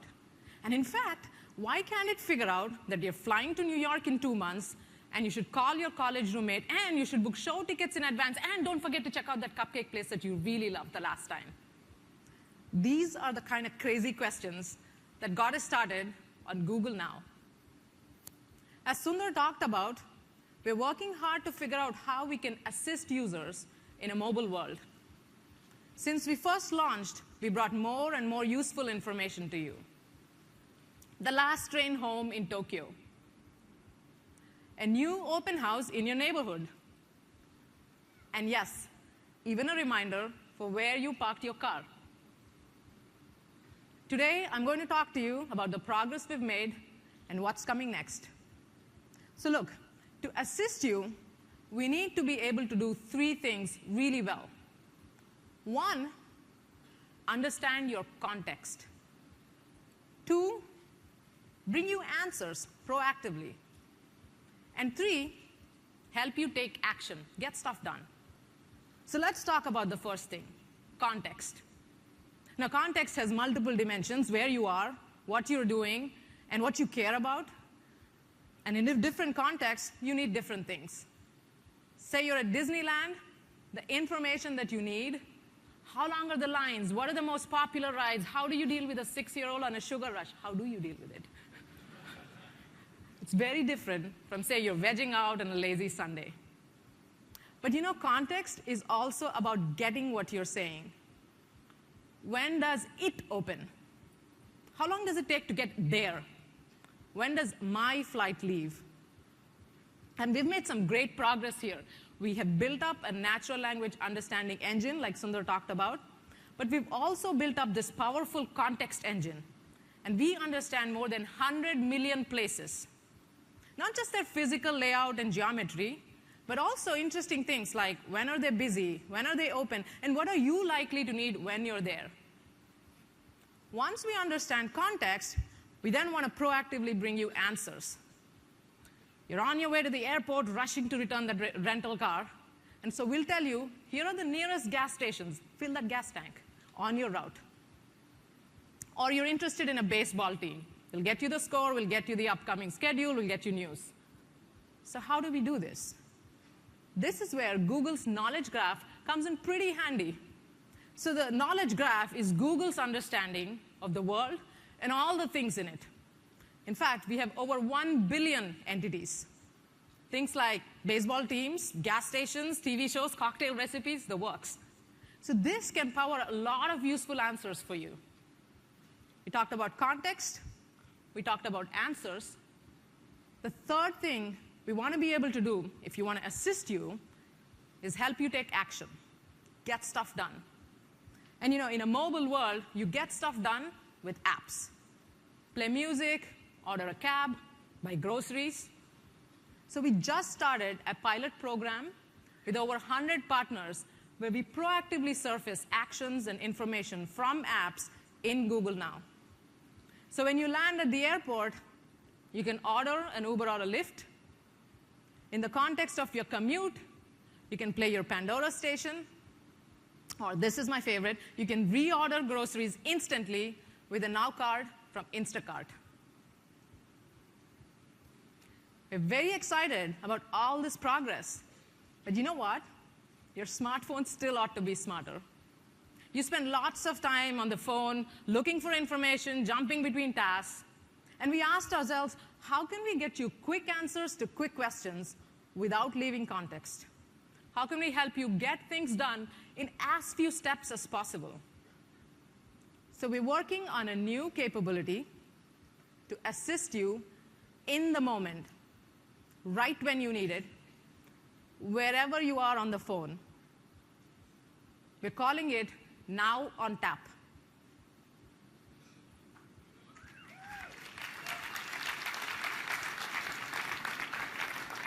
So now on tap, as Dave mentioned, takes advantage of new functionality in the Android M release. So it'll be rolling out in M. And I want to give you a quick preview of what it looks like, what it can do for you when you turn the feature on. So I have Neil up here with me. A hot off the press demo. So you want to see it in action? Yes? All right, let's do it. So here he's listening to Skrillex. And you wonder, like me, what is his real name? Okay, Google, what's his real name? Skrillex's full name is Sonny John Moore. Who knew? Quick answer to quick question without having to switch context. Oh, notice also he could say his real name. Now, it's obvious to you and me who Neil is referring to, but thanks to the context of what you're looking at and the natural language understanding, it's obvious to now as well. But like I said, it's not just about understanding context. It's about bringing you answers proactively. So let's look at another example. So here, you see an email from my friend Ali about catching a movie. I don't know much about the movie. I want to find out more. So all I have to do is a simple tap and hold on the home button. Google Now brings me information about Tomorrowland.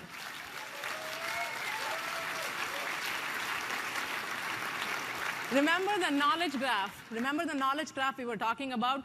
Thanks to that, we know Tomorrowland is not just a string of characters. It's not just a word. It's a movie. A movie has reviews, ratings, actors, actresses, etc. Now, the reviews, they're kind of okay. But let's be honest. I know it does have George Clooney, so I'm going to watch it anyway. But, you can easily watch the trailer on YouTube. You can check out the cast list on IMDb or the Rotten Tomatoes score on Flickster. I want to show you another example of how you can take action in the moment with Now on Tap. So this time, let's go to Viber. So by the way, Now on Tap works in a variety of apps. The app itself doesn't have to make any modifications. It's pretty nice. So in this case, you see a message from my husband about dinner plans. Oh, and of course, he forgot to pick up dry cleaning. So it's on me. Again, with a simple tap and hold on the home button, you get help.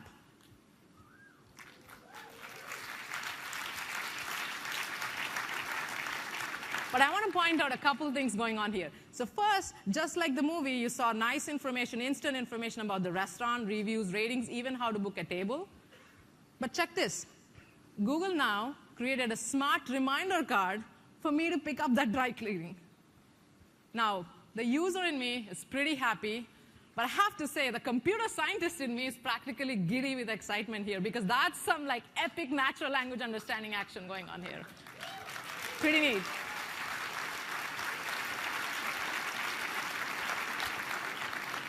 So let's look at what happened here. So when you tap and hold on the home button, you're telling Google Now, hey, here's something I need help with. Use this context. And Google Now uses this context and brings you back relevant answers. But as you might have noticed, it's not just about answers. It's also apps. So what does it mean for developers? Yep. This is a new way that you can reach and re-engage with users when you're relevant to users in the moment, once your app is indexed by Google. So while we're here, let's go tap on Open Table so you can see how you can jump in. And notice, we took you right to the specific restaurant in the app. No futzing with the phone. And I want to show you a quick, subtle but cool thing while we're here. So let's switch to the menu. And that second dish there sounds good. Kind of hard to pronounce for me. And, but I want to see how it looks like. Okay, Google. Show me pictures of Spinaco Tiro Pizza. Pictures of Spanacotta Rapida. Here you go.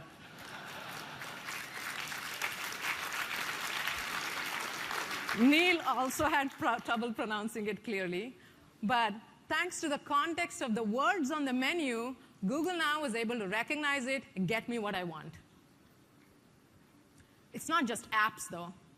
Now can assist you in the moment, even when you're on the web. So for this last example, let's switch to Chrome. OK, here's an article about Hugh Laurie heading to Veep, my favorite TV show. I know a lot about Veep, way more than I should, really, but not a lot about Hugh. So yes, I can fiddle with the phone, open a new tab, peck at the keyboard, or I can tap on Hugh, and I get information about Hugh Laurie. Pretty cool. I can check out movies and other TV shows he's been in. Oh, there's Tomorrowland again. I have to watch it. But the nice thing here is that you could get information instantly. In all these examples, be it the article you're reading, the music you're listening to, the message you're replying to, the key is understanding the context of the moment. Once Now has that understanding, it's able to get you quick answers to quick questions, help you get things done wherever you are on the phone. And for developers, like we said, it's a new way for you to reach and re-engage with users. We'll share a lot more details over the next few months. That was just a quick preview of Google Now on Android M.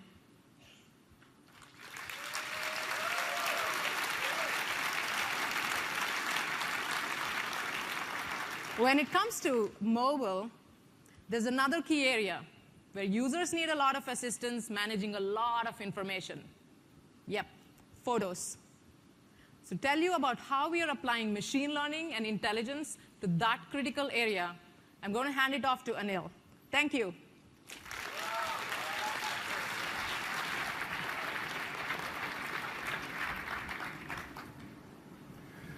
Not too long ago, my eldest daughter, Ava, graduated from preschool. It was a pretty fun day, and of course we wanted to capture the moment. So my wife took some photos. 312, to be exact. I only took 237 photos and 56 videos. Sundar mentioned the information challenge we have on mobile, and I'm sure all of us can relate. I mean, how incredible is it that we all have a camera in our pockets everywhere we go, ready to capture any moment? Think about the moments in your life and the photos and videos you've taken. The big moments, the small moments, the please burn the evidence moments. These moments tell your story. But here's the kicker. We thought that taking more photos and videos would make it easier to relive the moments that matter. But it's actually made it harder. The sheer volume alone has made it near impossible. How often do we spend time just scrolling, scrolling, scrolling to find that one photo that we want? What if we could use Google's unique capabilities to help people take back control of their digital lives? And that's why I'm thrilled to be here to introduce a brand new product, Google Photos.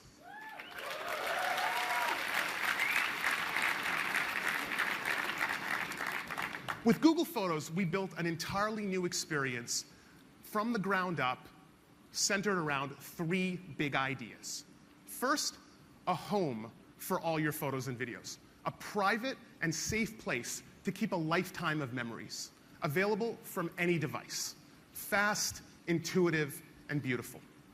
Second, help you organize and bring your moments to life. An app that takes the work out of photos and lets you focus on making memories, not managing them. And third, make it easy to share and save what matters. Sharing should be simple and reliable. And when you're on the receiving end, it should be easy to hold on to the photos and videos you care about. These ideas form the foundation on which Google Photos was built. So let's have a look, starting with a home for all your photos and videos. I'd like to introduce David Lieb, our product mastermind, who's going to be helping me with the demo today. Now, before we start, I have to say, this is a pretty cool moment. And as you and I all know, the only way to do a moment like this true justice is to take a selfie.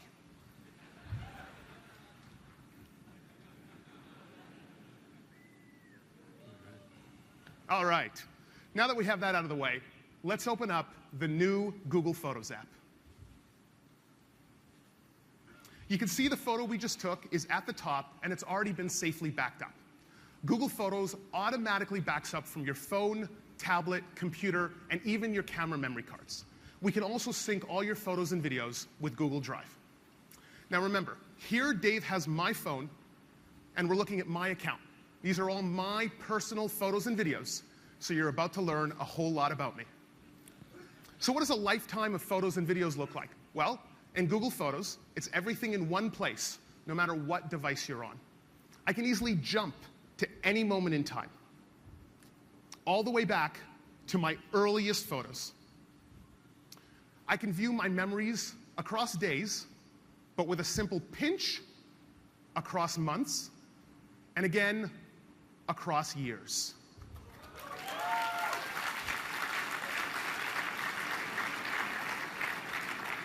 Let's go back to 2005, back to when I took that road trip across Canada. Again, using a very simple pinch gesture, I can go all the way back to a time when I still had hair. Every interaction feels fast, as if all these photos are local. But in fact, not a single photo in today's demo is actually on the phone. Let's flick out of this photo. A simple swipe to the right brings up my collections, a timeline of my most memorable moments. This not only includes the albums I've made, but also montage movies and stories that I've saved. A home for all your memories, big and small. I'd like to now talk about idea number 2. Google Photos helps you organize and bring your moments to life. We want to take the work out of photos. Using machine learning, Google Photos understands what's important and helps you by automatically organizing your memories. So here, I'm just going to tap the blue search button, and you'll see all my photos organized by the people, places, and things that matter the most in my life.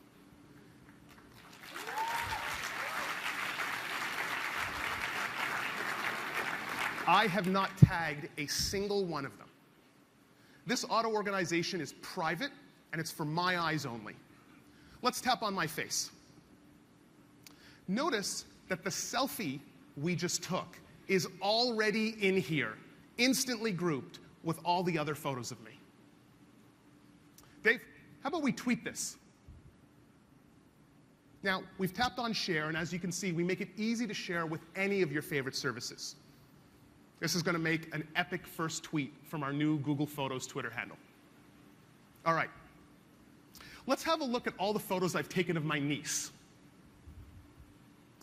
The recent ones are at the top, and I can go back to when she was 4 years old as a flower girl in my wedding. But what's amazing is I can go all the way back to the week she was born.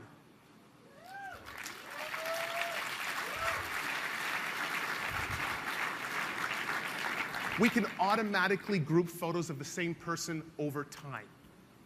So say I'm looking for something specific. I remember being caught in a really bad snowstorm about 10 years ago back home. Normally, it would take me forever to find these photos. Instead, I just tap the search box. I'll type snowstorm in Toronto, and instantly, I'm able to find these photos that I'm looking for.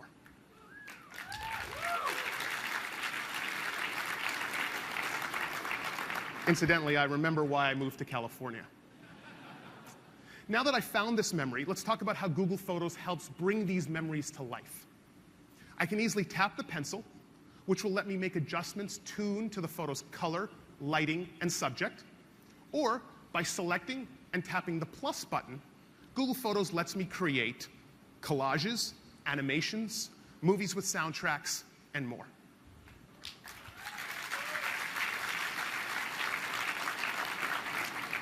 But let's be honest, we don't always have time to do the work ourselves, and Google Photos is here to help too. A swipe to the left brings up my Photos Assistant. Here, I will get suggestions for new creations made from my photos and videos that I can preview and either choose to save, edit, or throw away. The choice is mine. Now, I think I have a video up here that I recently got after uploading all the GoPro footage some friends and I took after our day mountain biking. Let's watch.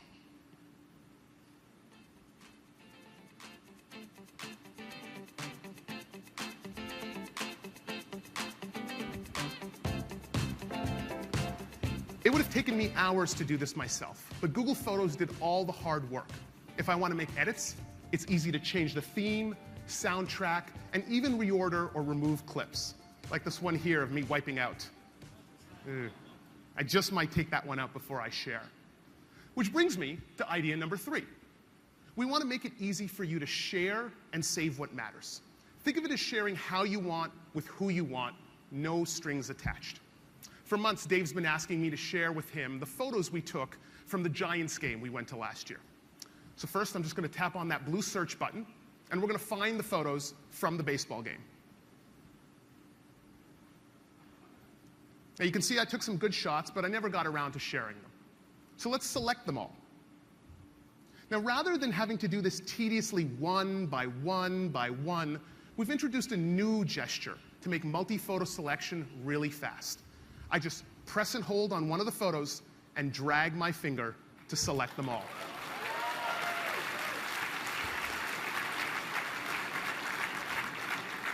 Next, I'm going to tap the share button. We firmly believe you should be able to share photos and videos any way you want. Now, earlier you saw me share to Twitter, but we also want to do our part in making sharing predictable and reliable. So in this case, I'm simply going to tap Get a Link. And in less than a second, I have a link to all 25 items. Now, the beauty of this is I don't have to worry about whether the recipient of the link has a particular app or has a login. I can share it any way that I want. So let's say I sent this link to Dave. Let's switch to Dave's phone, and let's see what Dave sees when he clicks on that link. And remember, this is sharing with no strings attached. This is the high-quality content without needing to log in or download any app.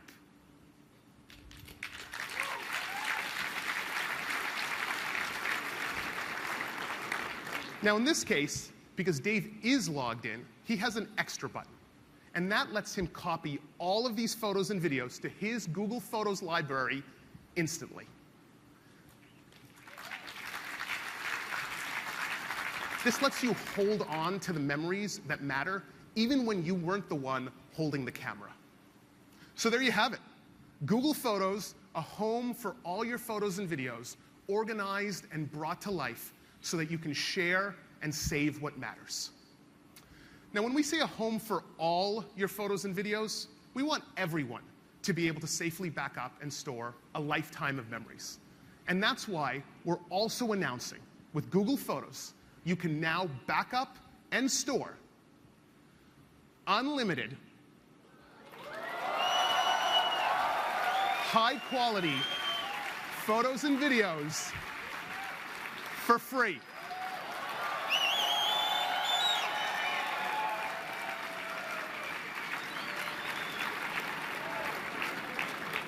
We maintain the original resolution up to 16 megapixels for photos and 1080p high definition for videos. We store compressed versions of the photos and videos at near identical visual quality. Every one of the photos you see on the screens here today has been backed up to Google Photos for free.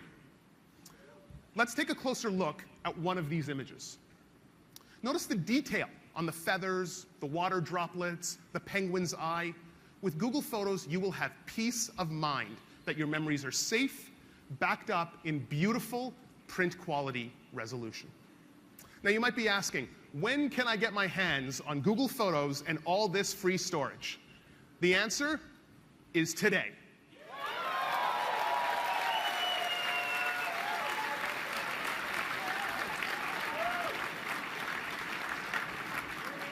Google Photos is rolling out starting later today on Android, iOS, and web.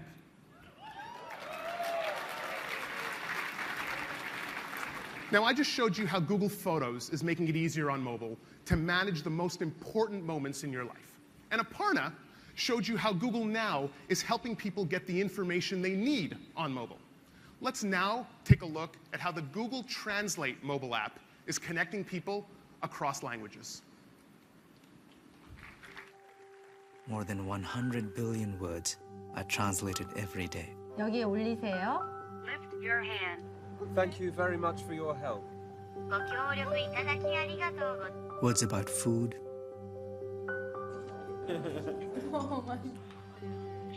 words about friendship, about sport, about belief, about fear. Oh my God! Words that can hurt and sometimes divide. But every day, the most translated words in the world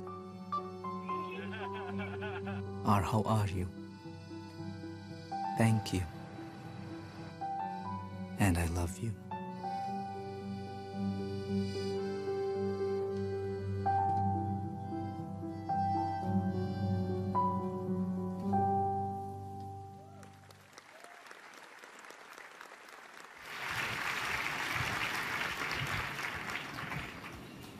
Hi, I'm Jen, and I'm here to talk to you today about what we at Google are doing to help the next billion people come online and have a great experience doing it.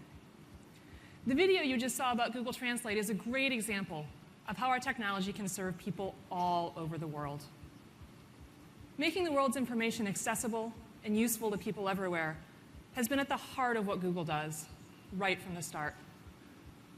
That's why we're so excited about this powerful shift taking place right now. More and more people are getting their first smartphone.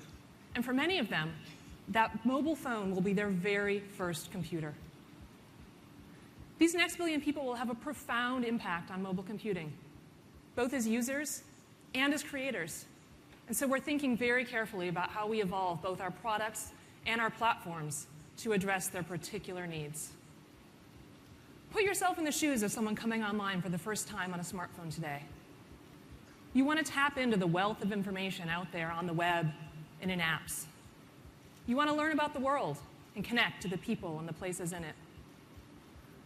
But life in Sao Paulo is very different from life in Mumbai, and each country brings its own unique challenges and opportunities. The bulk of new smartphone growth over the next several years is happening in just a handful of key countries. In fact, in the next 2 years, we expect to see 1.2 billion smartphones sold across just the 6 countries you see here. And just in case it's not clear, this is a huge opportunity for Android developers. As Sundar mentioned, nearly 8 out of 10 new phones shipping worldwide are Android devices, and the vast majority of the next billion will be Android users. We're excited about what we're already seeing from the community of Android developers. And let me give you a taste of how we're working at Google to bring people online and to give them a great experience once they get there. First, we want to remove barriers to smartphone adoption. People buying devices for the first time in these markets too often encounter low-quality hardware or out-of-date software. Go to a store in Jakarta or Jaipur, and you'll see a huge display of phones on sale. But not all of them are able to run the latest and greatest apps. Our Android One effort is all about enabling high-quality and up-to-date smartphones at a great value. We've worked very closely with our hardware and carrier partners to make it possible to create these better devices. Last year, we introduced Android One in India with phones from 3 OEM partners. Now, Android One devices are available in 7 countries, including India, Nepal, Bangladesh, Sri Lanka, Indonesia, the Philippines, and as of just a few weeks ago, Turkey.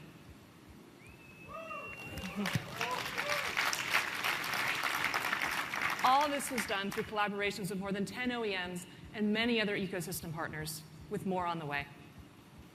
We're also building support for features that are particularly useful in these emerging markets, like dual SIM cards, a replaceable battery, and built-in FM radio.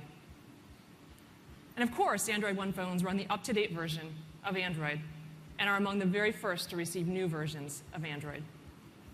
Our hope is that Android One will continue to spur innovation across the ecosystem so that all phones, no matter who build them, get better and more affordable for the next billion users.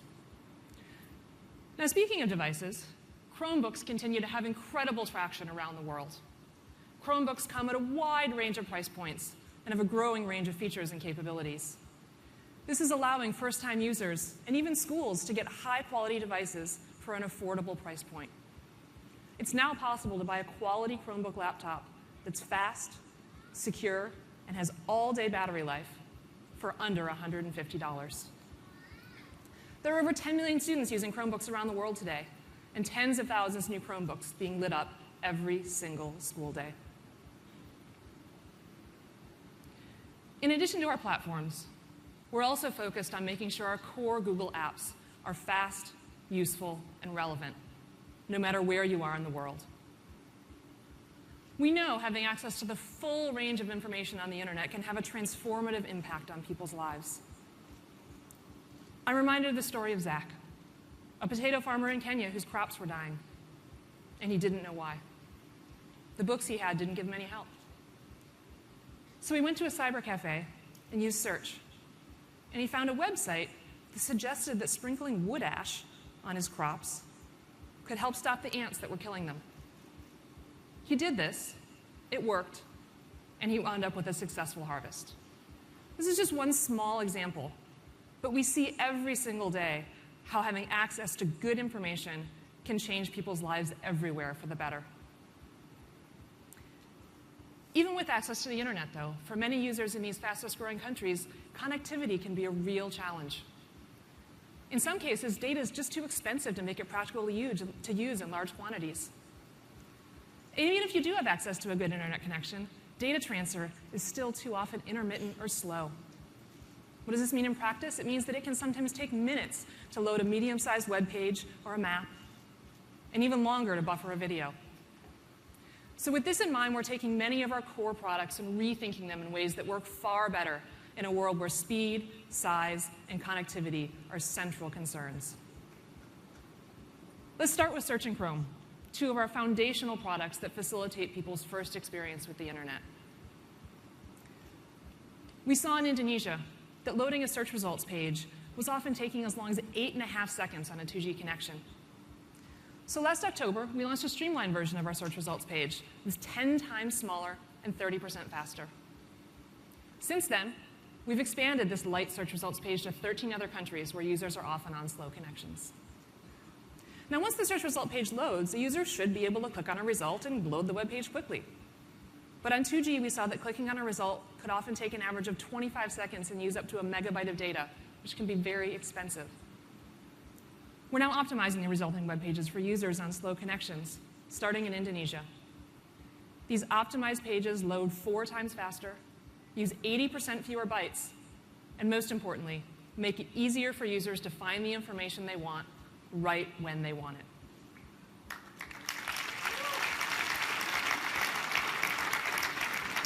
We've also found that these faster and lighter search results pages can reduce memory usage of the browser or search app by up to 80 megabytes. And since over a quarter of new Android devices have only 512 meg of RAM, that's like you're freeing up almost a fifth of the full memory on your phone. That's a big deal. And so we're now looking at enabling these changes for low memory devices across the board. We also know that everybody, everywhere, wants the fastest browsing experience possible. In India, we're starting to pilot a network quality estimator for Chrome, which evaluates the quality of the data connection you're on, and in response to lower bandwidths, adapts the fidelity of a web page. Behind me is a screenshot of the Times of India. And since we're on a slower connection, you'll see that we've replaced some of the images with placeholders, but we've kept the most important ones, like navigational icons and logos. This ensures that the page is both usable and fast. And because users everywhere can sometimes find themselves without an internet connection, we're working hard to support offline capabilities in Chrome on Android. This means that you'll be able to save any page you visit, be it a bus schedule, a news article, or in this case, a delicious recipe for egg biryani for later offline access.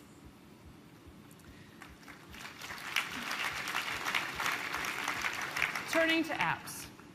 YouTube is extremely popular around the world, especially in these growing markets. Video consumption is exploding on mobile. And people are also flocking to YouTube to tell their own local stories. In Indonesia, for example, YouTube creator Natasha Farani has seen more than 20 million views of her videos on how to style hijab scarves. YouTube videos can require a lot of bandwidth. So we just recently launched something called YouTube Offline, in India, Indonesia, the Philippines, and Vietnam. This lets you take a video offline for up to 48 hours and watch it, whether or not you've got an internet connection. We're continuing to look at ways to help video content become accessible to our growing base of YouTube mobile users around the world. Maps is another area where we're really investing in creating a better experience for the next billion users. We hear wonderful stories about how maps help people in their daily lives.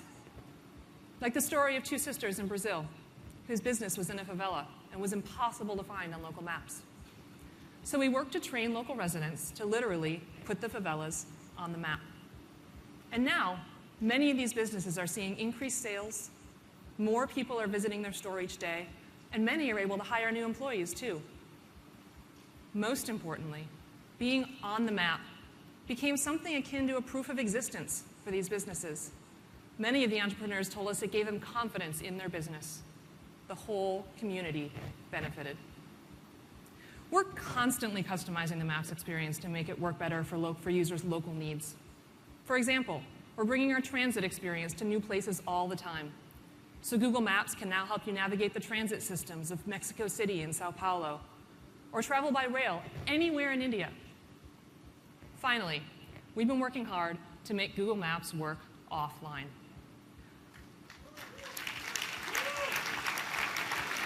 With offline maps, you won't need to suck down expensive data or have super reliable connectivity every time you want to navigate somewhere. Let's take a look. Let's pretend we're in Mexico City. I've saved this map previously on my phone. And just to show you that we're really talking about offline maps, let's go ahead and put the phone in airplane mode.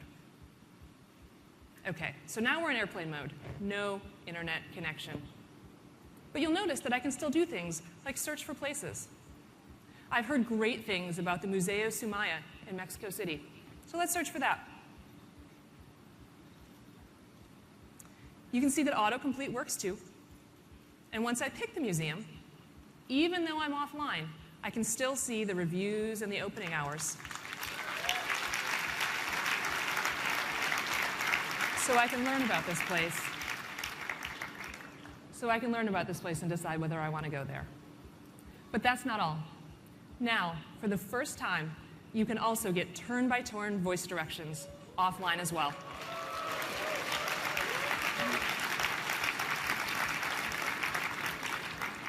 This looks like a pretty great museum, so let's go. Dirígete hacia el este y después gira a la izquierda. Cientos metros, gira a la derecha con dirección a eje 1 norte, Héroes de Granaditas. Hopefully at least a few out of there have good Spanish. There you have it. Now I can search and navigate in the real world, online or offline.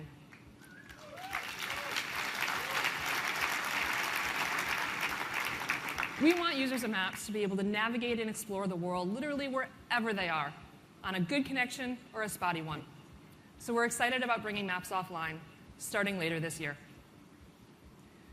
Google is committed to making our platforms and our products work well for the next billion people who are going to come online. But it's not just about the work that we're doing.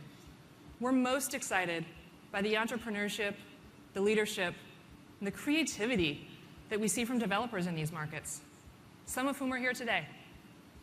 We're looking forward to working with all of you to build the future of mobile computing. Thank you.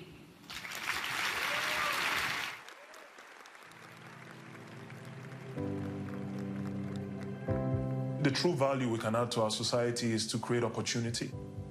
I've just been waiting for sort of the right context in Nigeria for me to do something that matters. The goal initially was to sell people these things. But it's a pretty low trust environment. And so for you to trust that you can order something and it will magically appear and be delivered to you from somebody you don't know, delivered by somebody you don't know, is a pretty high ask. There are many people in Africa that have things to sell, and there are many people that want to buy those things. Conga's job is not to play every musical instrument. Our job is to conduct the orchestra. We're trading and creating wealth, making ourselves richer. It's exciting to actually see it working. If you have a good idea, it doesn't matter where you are.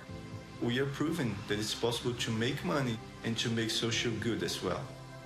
I met my wife, I think, 17 to 18 years ago. We did everything that we could for my wife to have a good pregnancy. When my daughter was born, she didn't cry. Something was very wrong. Even though she's disabled, I saw that my daughter was trying to communicate. I needed to do something. I'm a developer, and that's why I created Livox.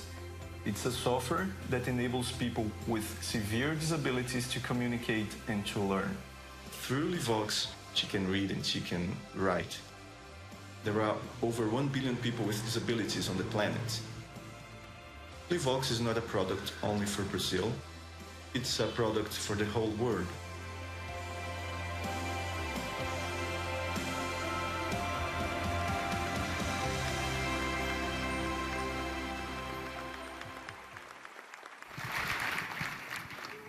So those are some powerful stories that are just some small examples of the ways that developers are having substantial impact around the world.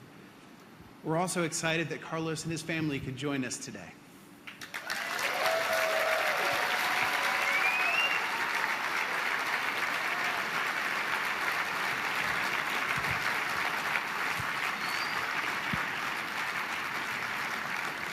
Now, I would like to talk to you about some of the things we're doing to make it easier and faster for you to build these kinds of great apps. My name is Jason Titus, and I lead the Developer Product Group. I've been at Google a little bit more than a year now, and before that, I was, like many of you here, working with my team to try and make our app great. This gives me a unique perspective on both the challenges and the opportunities that Google offers to developers.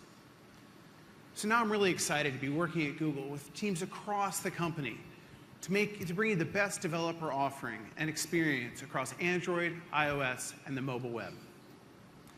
Google has always worked with developers, building powerful platforms that have enabled massive innovation.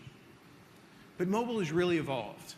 So we want to make our offerings more cohesive and let you use the same APIs across platforms to build the apps that you want. Today, I'm going to talk to you about how we're helping you throughout our development lifecycle. I'll go over some of the improvements to help you develop, engage, and earn with Google. First, let's talk about developing your apps. We want to give you the tools you need to quickly build the apps as quickly and reliably as possible across platforms.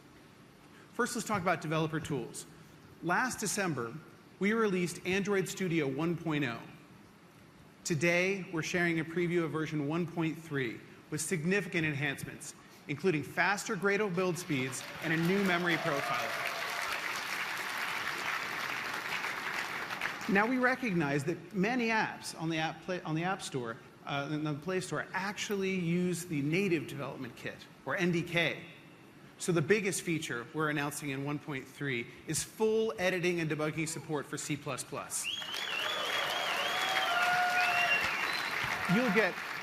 You'll now get error correction, code completion, and debugging in the same IDE that you use with your Java code. Check out the new version today on the Canary channel. As for the web, the Polymer library brings visually rich, app-like experiences to browsers across both desktop and mobile. So today we are announcing Polymer 1.0. In addition, we're introducing new Polymer elements that make it easy to drop in common features like toolbars and menus, services like maps and charts, or to build a complete mobile checkout flow in your web app.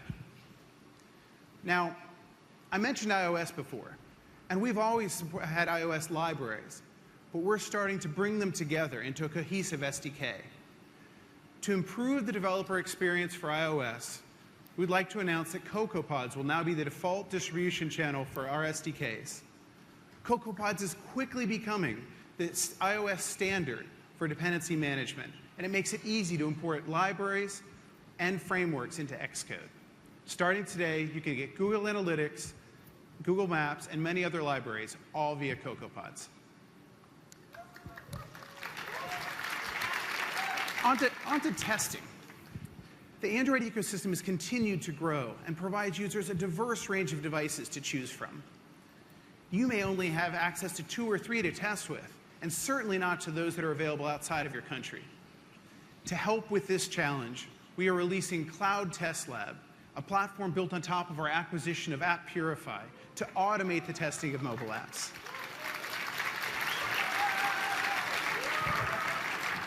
All you need to do is upload your app, and we'll automatically run tests across the top 20 Android devices from around the world. You'll receive a free report that includes screen videos and crash logs. Cloud Test Lab will be coming to the Google Play Developer Console soon. We've been talking about a lot of ways that we're making it easier to develop on Android, iOS, and the mobile web. Now let's talk about back-end services. Firebase makes it easy to quickly build an app without spinning up servers or writing back-end code. It provides data storage, user authentication, and asset hosting. Firebase is now used by over 190,000 developers, including Citrix, Instacart, and CBS. And for apps that have more complex infrastructure requirements, Google Cloud Platform offers many useful services, from compute and storage to handling big data. We're seeing great adoption from companies large and small, including Khan Academy, EA, and Snapchat. So once you've finished developing your app, the next step is to get users and keep them coming back. So now I'm going to talk to you about ways to engage users with free tools, app install ads, and on Google Play. First, let's talk about Google Search, where over 100 billion searches happen every month. With app indexing, it allows you to index your app content into Google search results, just like web content. Today, we have over 50 billion app links and growing. App indexing is available on Android. We're piloting it on iOS, and it's a great way to drive installs and user engagement, and it's free. Another free tool we have is cloud messaging. Cloud messaging is the most popular way to send messages from the cloud to users' devices, sending over 70 billion messages every day through over 600,000 apps. Today, I'm going to talk about 2 significant improvements we're releasing to cloud messaging. First, we're expanding beyond Android and Chrome and broadening the platform to iOS. You can now use the same messaging infrastructure across all these platforms. Secondly, we're announcing the ability to subscribe to topics in cloud messaging. For example, using the NPR One app, a user who's interested in the TED Radio Hour can subscribe to notifications. With topics in cloud messaging, the client app subscribes to a particular radio show, and for NPR, they can send a single notification that fans out across all subscribers. For you, this means less database management and fewer lines of code. We're also making it easier to engage with users on the mobile web. Through Chrome, you will now be able to send OS-level notifications from your websites. Additionally, users who engage frequently with your site can add it to their home screens. These features bring the power of native development to the mobile web experience. So we've talked about ways you can engage users for free. Now let's talk about app install ads. A lot of developers, particularly smaller ones, tell us that they want to start marketing their app, but they don't have dedicated teams. So we're making it simpler with the introduction of universal app campaigns. All you have to do is set your budget and the cost you're willing to pay per user, and we'll set up an automated campaign with the right ad inventory across Search, AdMob, YouTube, and the new search ads we're piloting in Google Play. This feature will be available in the Google Play Developer Console and AdWords in a few months. Through Google Analytics, you can already track the effectiveness of your app install ads on Android. Today, we're adding support for iOS with over 20 ad networks, including InMobi and Millennial Media.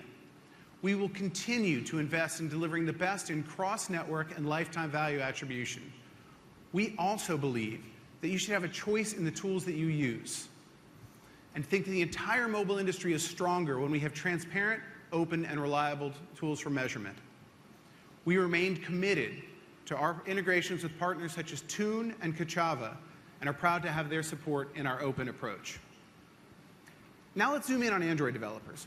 We frequently hear from you that you love the Google Play Developer Console. It's a great tool for publishing your app, and we want it to be an even better tool for you to acquire and engage users.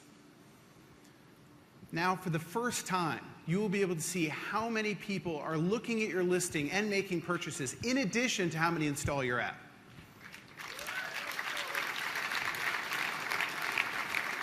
This gives you a snapshot of the entire conversion funnel. You'll also be able to see where your most valuable users come from across organic and paid traffic. And now that you have access to this data, you're going to want to use it to make your listing even better. Starting today, you can run experiments on your Play Store listing. You can test out different versions of graphics and text and see which drives more downloads. We do all the number crunching for you. In our pilot program, we were thrilled to see that developers such as Congregate got double-digit lifts in their App Store listing conversion rates. And this created a significant impact on their business. So if you have more than one app, you'll also want to let users explore all of them. Starting today, we're allowing you to create your own Google Play homepage. Upload your graphics, explain what your company is all about, and pick a special app to feature. This gives you a single destination to promote all of your apps on the Play Store.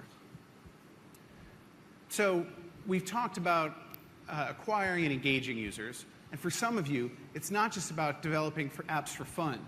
You've also got to pay the rent.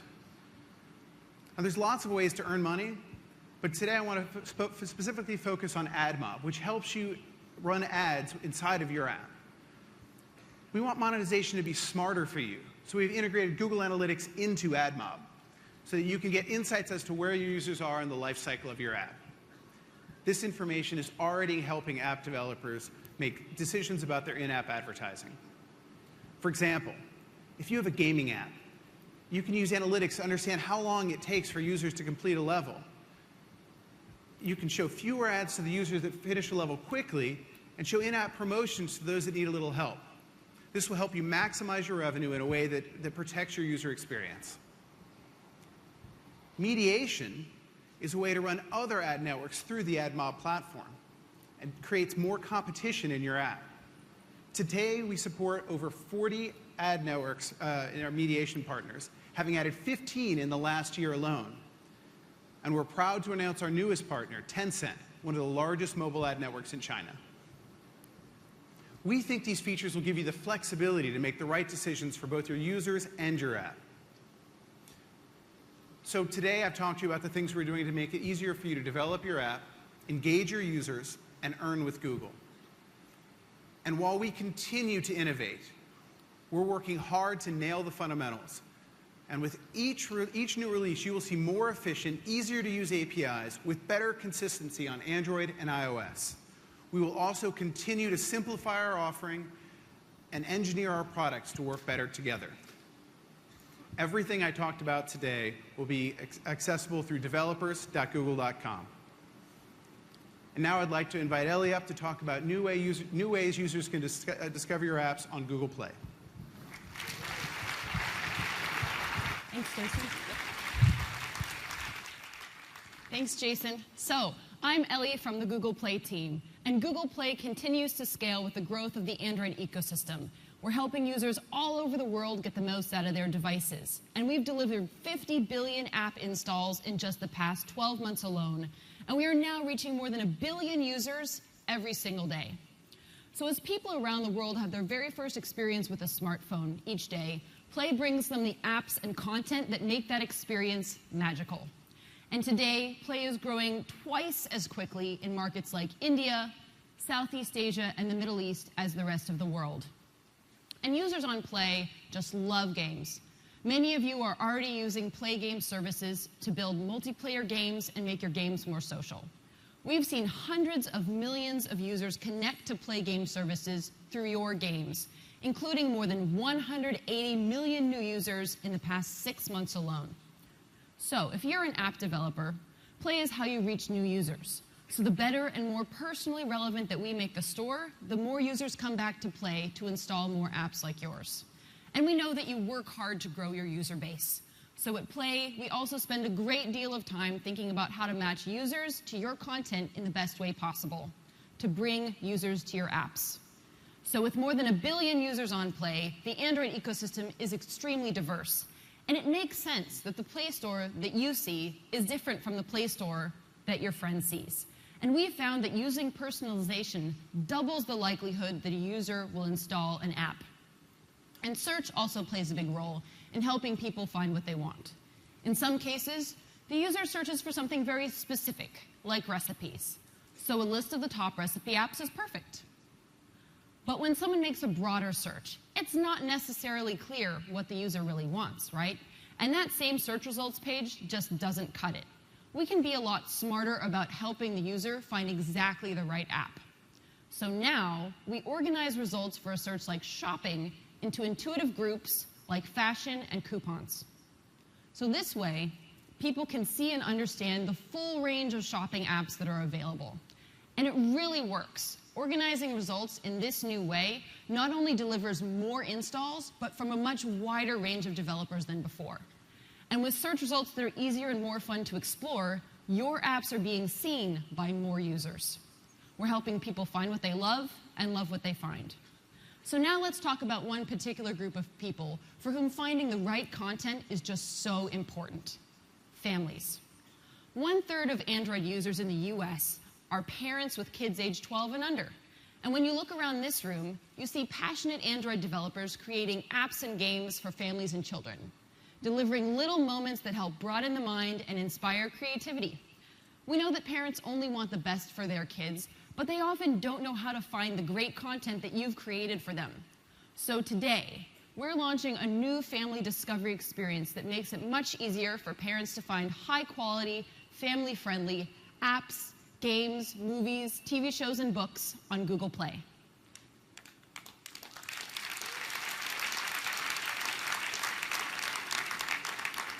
We're introducing the Family Star.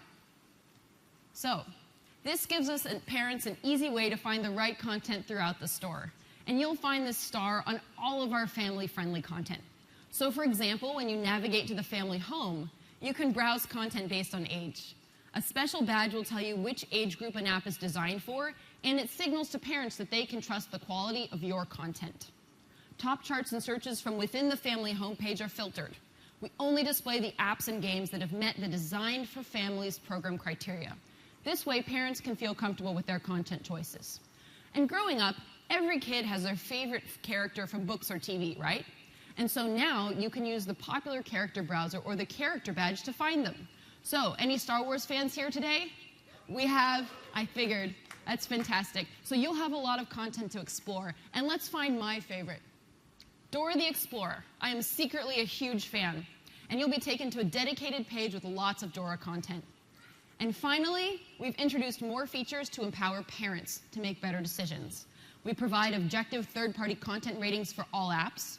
We have a new set of parental controls. We enable stronger password protection for in-app purchases. And we label apps that are ad-supported. We firmly believe that when parents have a better content discovery experience, developers win too.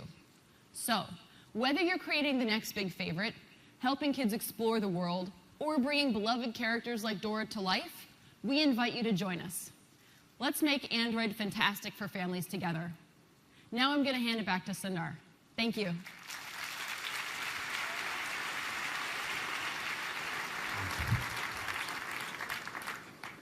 Thank you, Ellie. It's great to see Google Play for families. As a father of two, I've had my share of Dora, and I hope all of you get to enjoy that experience as well. So you've heard how developers can build amazing experiences on top of our platforms. For us, we really want to enable the next generation of developers as well. A lot of us take for granted the skills we have in this room. You earlier heard about the next billion users coming online. It is important we empower others to become developers so that they can build the next set of experiences. So we've been working with Udacity. Udacity is a leading provider of massively scalable online education. And so I'm very excited to announce today we are launching the Android Nano Degree. It is a 6-month course for just $200 a month, and we cover the entire life cycle of Android development, all the way including details like Google Play services, material design, etc. Google has invested over $4 million in developing this curriculum, and we hope many folks take advantage of this. At this point, we're going to shift gears and take a look ahead, talk about the future of computing. We have talked about how mobile is at the center of your digital experience. But there will be cases when you want computing to be much more immersive in context for you. Not all of your computing experiences is going to be looking at a small black rectangle in front of you. Think about the icebergs of Greenland. You do want an experience as if you are there and you can experience the real world for all its richness, depth, color, and glory. So we've been thinking a lot about how to bring the real world to users in a more immersive way. We've always cared about it. Google Maps has been doing Street View, imagery, trying to capture the real world. So we started our efforts here with Google Cardboard. The Cardboard team was a 20% project. We launched it at last year's Google I/O, and they've been thinking hard about VR and how to get a much more immersive computing experience. To talk about that, I'm going to invite Clay Bauer onto the stage.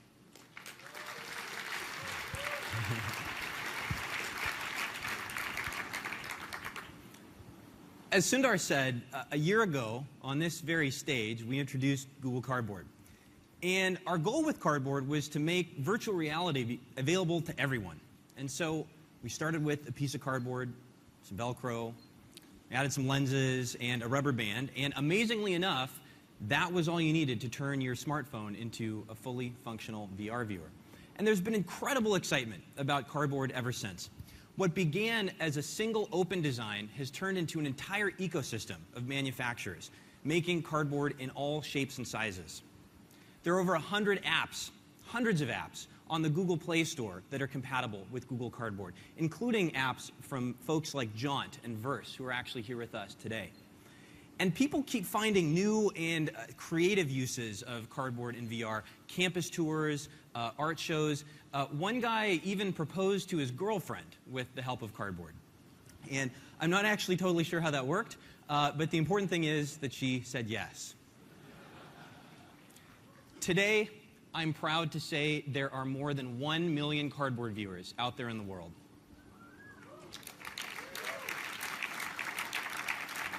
And it's what we dreamed about when we folded our first piece of cardboard, immersive experiences just like these for everyone.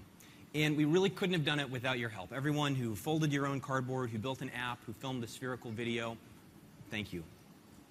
Today, I'm really excited to give you a glimpse of what's next for Cardboard and for our larger efforts in VR. There are 3 things I'd like to share. And the first of those is an improved Cardboard viewer. Now, the original viewer, it was great, but phones, turns out, got a lot bigger in the last year. And so the new design fits phones with screens as large as 6 inches. The magnet button, if you remember, was a clever way to do input, but it didn't work on every phone. And so we've replaced it with one that does, one that's actually made out of cardboard. And now, instead of it taking 12 steps to assemble, it takes just 3. So viewers are on sale today from partners. And of course, if you're here at Google I/O, just like last year, you'll get one immediately after the keynote.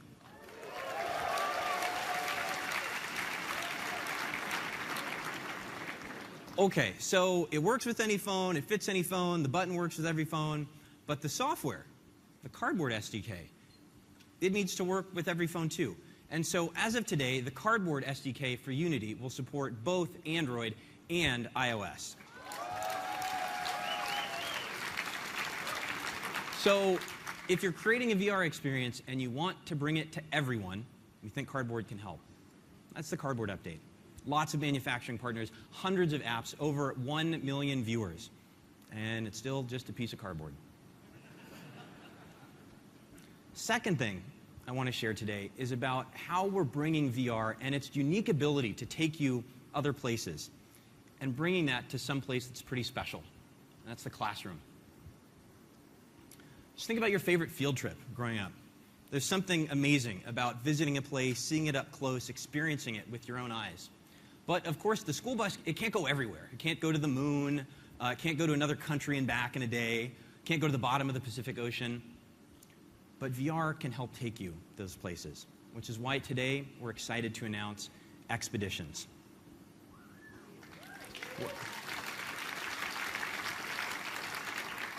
So, Expeditions lets teachers take their classes on field trips to anywhere.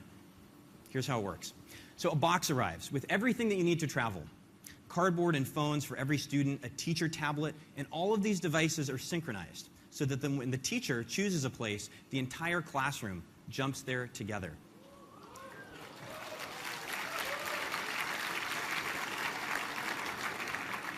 And the response from students and teachers has just been incredible. Let's have a look. You could pick anywhere in the world that you want to go. Where would you want to go? I would like to go to the moon, Thailand, ancient Greece, India. To Nigeria, my homeland. one or maybe all of the 7 wonders of the world. When you explore different places, you have the chance to actually learn something new. You want to be able to show the kids that there's something outside of your community that you could go to and learn from, and that there's other places you can visit. All right, so let's do our objective, and we'll talk about the lesson for today. We're going to take a field trip to Verona, Italy, to see the place where Romeo and Juliet lived. I'm going to take you on this field trip under the water. Okay, you guys ready? Pick up your devices And look in your cardboard. What is that? Oh, I see a shark. It allowed us to go somewhere we wouldn't normally be able to go. Are we in China? This is the Great Wall of China. We got to see the place itself so we could actually understand what she was talking about. How long would it take to walk the length of the Great Wall of China? So much more enriching than just showing them a picture or just having them read about it. This device can actually make us go to places that we've never been before. It brings the lesson to you. You have to see it for yourself to believe it. There's so much other places to see, so you know that it's never going to end.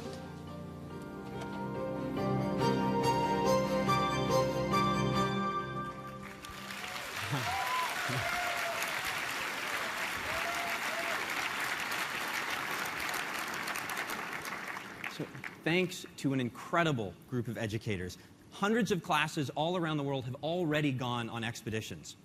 And today, teachers who want to create their own, who want to bring expeditions to their school, can sign up online. Now, we're also partnering with some amazing organizations like the Planetary Society, the American Museum of Natural History, and the Palace of Versailles to create new expeditions and bring those to schools around the world in time for back to school this fall. So that's expeditions, field trips to anywhere for every classroom. Thank you. So, the third and final thing I want to talk about is about capturing and sharing these real-world experiences, like the Great Wall or a coral reef, in an entirely new way, one that looks and feels like you're actually there. Because the world is filled with all of these awesome places and events like Great Barrier Reefs and Golden Gate Bridges and birthday parties and mountaintops. But there's a problem. If you can't actually be there, if you want to go back to a place or a time, then your experience is pretty limited. Because cameras kind of only capture the world like this.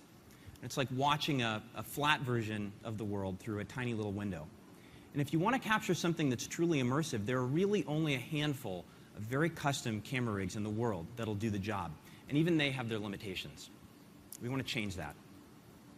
We want to put professional, previously impossible tools in the hands of any creator who's motivated so that they can capture the world around them and then share it in a way that lets all of us jump to the top of that mountain, jump to any place or event on the planet, and experience those sights and sounds like we're actually there.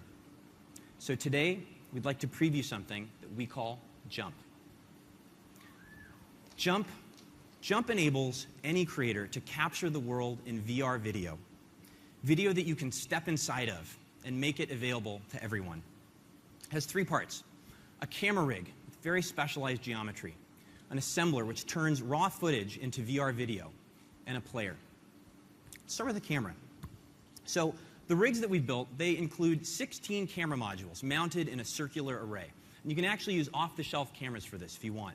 And you can make the array out of basically any material. We've made one out of 3D printed plastic, one out of machined metal, and for good measure, of course, we also made one out of cardboard. And it worked. What's critical is the actual geometry, and we spent a lot of time optimizing everything. The size of the rig, the number and placement of the cameras, their field of view, relative overlap, every last detail. And we seem to be losing the slides here. Every last detail. And now what we want to do is share what we've learned with everyone. So just like we did with cardboard, we're going to be opening up the camera geometry with plans available to everyone this summer.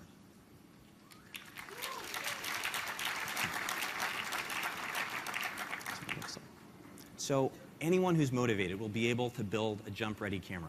Now, of course, if you're a pro and you've done filming with multiple cameras, you know that it's kind of complicated. You need synchronized recording, exposure control, and so on. And so we thought it would be good if someone who really knows how to build a great camera could help out. So we called our friends at GoPro. And today, I'm excited to announce that GoPro plans to build and sell a jump-ready 360-degree camera array.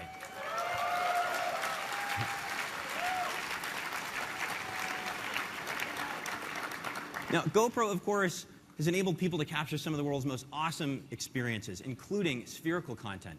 And they're bringing their camera expertise to the jump-ready rig, which will include shared camera settings, frame-level synchronization, and other features that will allow all 16 cameras to operate as one. Here's what it looks like. So GoPro's actually here with us today, and they brought one of their rigs, and it's in our I/O sandbox if you want to check it out. So that's the camera geometry. Next up is what we call the assembler. And this is where the Google magic really begins. The assembler takes 16 different video feeds and uses a combination of computational photography, computer vision, and a whole lot of computers to recreate the scene as viewed from thousands of in-between viewpoints everywhere along the circumference of the camera array. And we then use these in-between viewpoints to synthesize the final imagery, stereoscopic VR video. Let me show you an example of how the assembler creates one single frame of VR video. So first, we take the raw camera data and we do a rough alignment. Next, we perform a global color calibration and exposure compensation, and things start to look a bit better. But if we zoom in, you'll see that there are still seams between some of the images, like here. To fix those, our algorithms use information about the underlying structure of the scene to perform a three-dimensional alignment. And the 3D alignment works by compensating for the depth of different objects in the scene, like this. And it's this understanding of depth that also enables us to create all of those in-between viewpoints, which you can see here. Like this.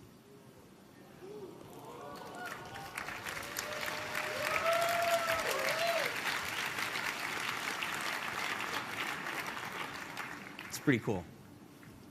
It's a fundamentally different and more advanced approach than anything else we've seen. And unlike other solutions, you don't see borders where the cameras are spliced together, and you have beautiful, accurate, depth-corrected stereo in all directions. Now, we've actually built a bunch of these cameras and sent them to places all over the world, from the Google campus in Mountain View to Iceland to Japan, and we've captured some really beautiful places. And I have to say, you got to see these properly in VR, which you can do at our booth. But let's see some footage here on stage.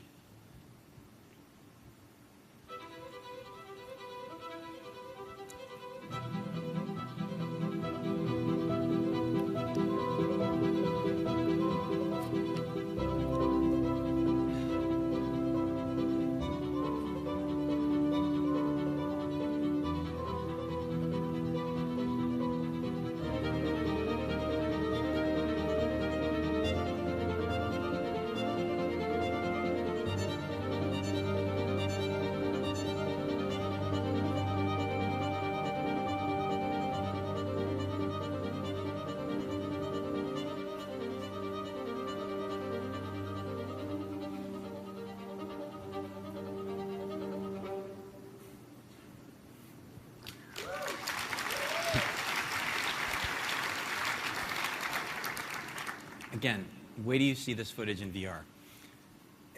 Near things look near, far things look far, and you can look all around you. It just feels like you're there. Now, assembling footage like this takes thousands of computers, and we want to make this processing power broadly available. So this summer, we'll begin making the JUMP assembler available to select creators worldwide. But this leaves one question. Where are people going to watch this stuff? How are we going to make it so that anyone can experience it? And we've been working on something for that, too, and we call it YouTube. So, starting this summer, YouTube will support JUMP. So if you want to experience VR video, all you need is the YouTube app, your smartphone, and some cardboard. Now, in the meantime, starting this week, you can try out basic, non-stereoscopic 360 content in YouTube and cardboard.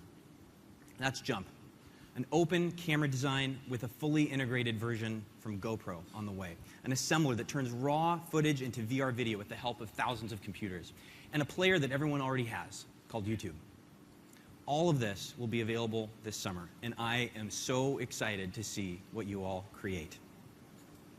And there you have it, a glimpse at our efforts in VR. JUMP, it's about capturing the world's places in VR video and giving everyone the chance to experience them. Expeditions, which lets teachers take their classes on field trips to anywhere. And then, of course, cardboard, where we got started. The beginning of our journey. Cardboard is about VR for absolutely everyone. We hope you'll come explore with us. Thank you.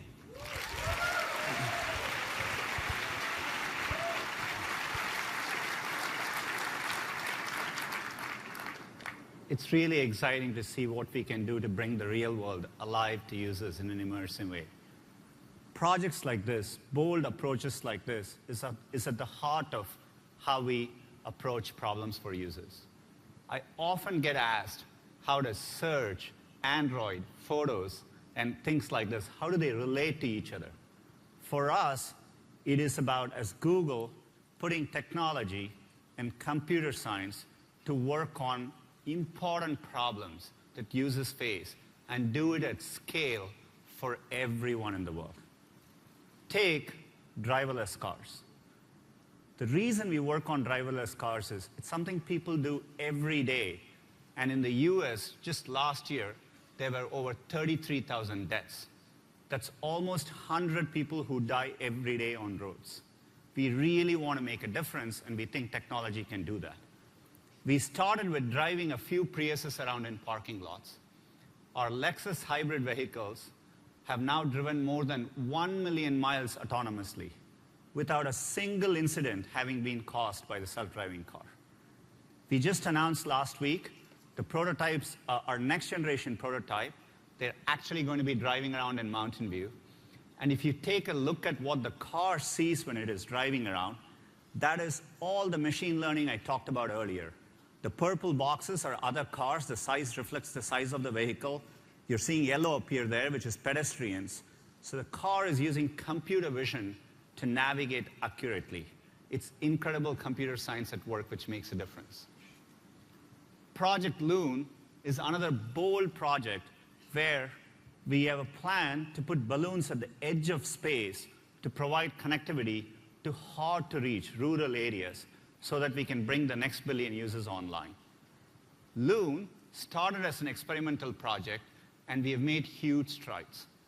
Our balloons can stay up for over 100 days. The previous world record was 55 days set by NASA. We today can deliver LTE speeds, 10 megabits per second, directly to handsets. We can cover areas 4 times the size of what we used to before, an area the size of Rhode Island. And we are very excited that now we can connect the balloons so that we can reach far from a single base station. We can navigate these balloons to within 500 meters accuracy from over 20,000 kilometers away. We are actually testing Project Loon live. So in New Zealand, working with Vodafone New Zealand, we provided live coverage for well over a day. And now we are expanding our partnerships with Telefonica, Telstra. We are in discussions with telecom carriers who have over 1 billion subscribers totally.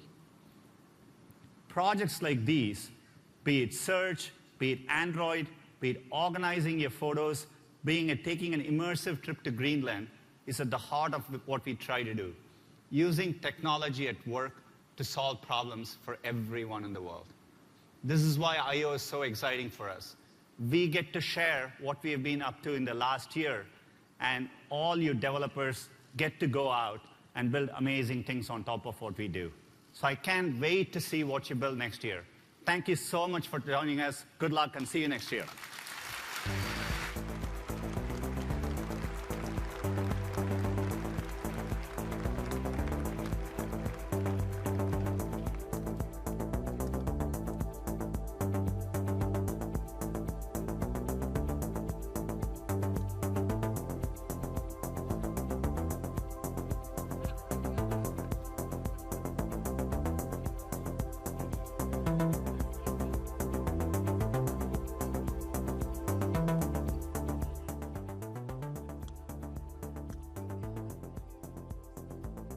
Welcome back to CNET Live, guys and gals. That was, it went up to about 12 p.m. almost like they expected, but a lot of stuff in there. Yes, a lot of great stuff. Sometimes I got a little tired as well, but man, that whole jump rig. Yes. At the end. Wait, okay. Hold on. Yeah. Tell everyone here. Okay, Let's so this is what's happening. So they're finally talking about VR after, we're kind of getting a little tired. And Brian's like, wow, well, like, GoPro's going to have to get on this. Yeah, like, GoPro's going to have to do something. And I'm like, okay, that's fine, sure. Fast forward 5 minutes. GoPro, working with GoPro on these camera rigs. I'm like, oh, you should have seen us in here. We're like, oh my God, the prophecy. Come on. Nostradamus. Nostradamus in the...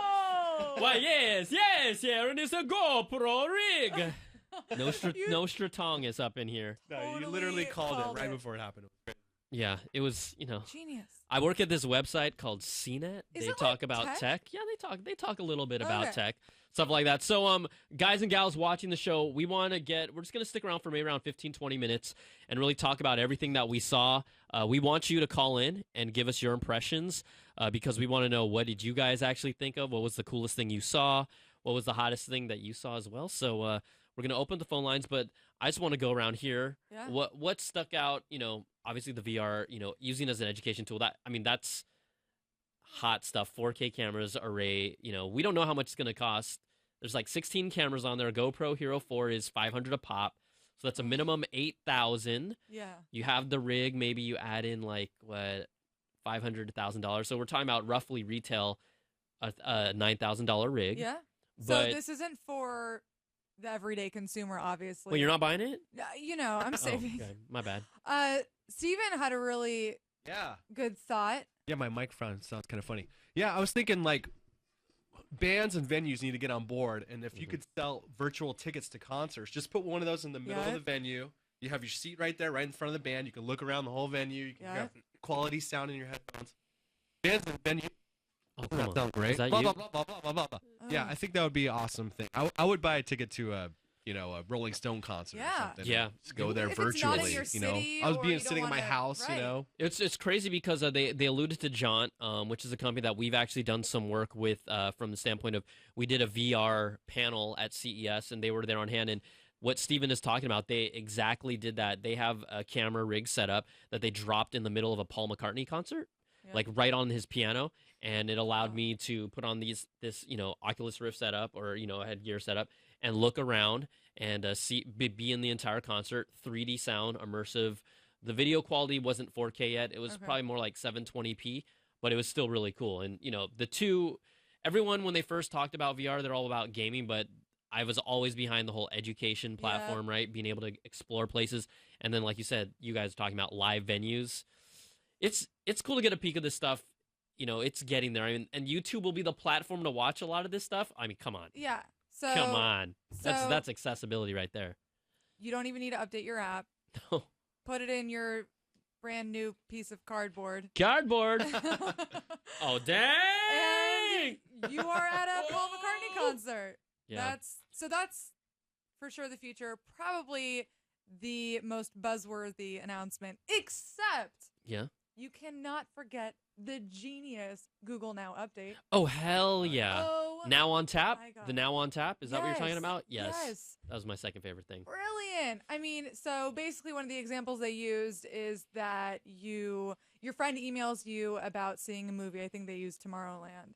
And immediately you can call up, or it does it on its own, Google Now, and it'll give you details about that movie. So they use the word contextual, context a lot. So same thing. If you're reading about something, you can just say like, who is this person? And it'll know which person you're talking about. But the best part is that, I mean, you're probably thinking, okay, well, this is going to take forever for developers to put in their apps, blah, blah, blah.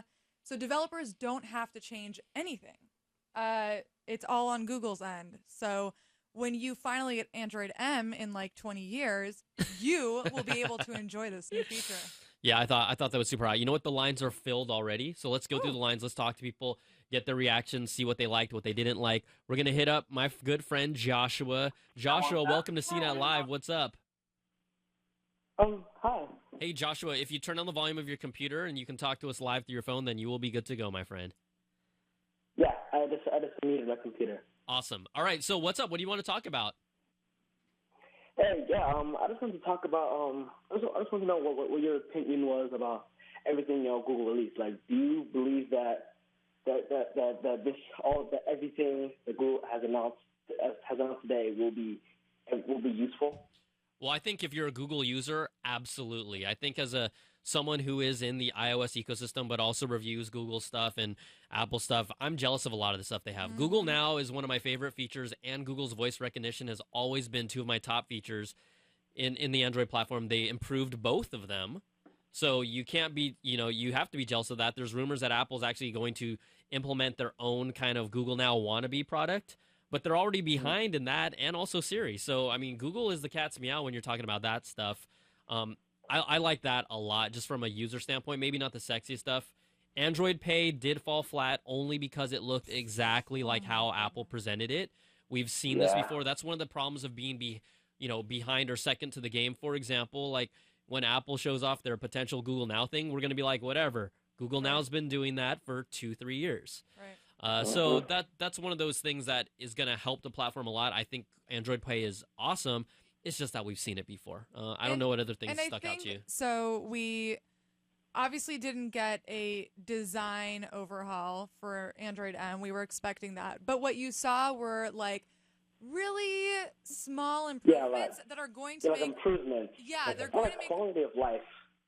Improvements. Exactly. Your quality of life is going to increase like tenfold because you can now copy and paste much more easily. Hey, your battery life will improve twofold at least. That's what they said. The battery life thing, that's pretty spectacular. I like that.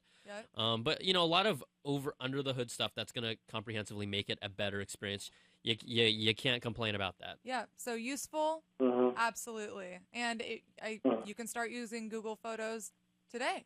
Yeah, Google Photos. You know what? I don't know if you remember, but and hey, Joshua, thanks for calling in. We really appreciate it. If you guys remember Google Photos last year, or was it the year before? I can't remember off the top of my head because it's all a blur. But it was also the rock star of the show because everyone loves photos. It's all these things that you could do.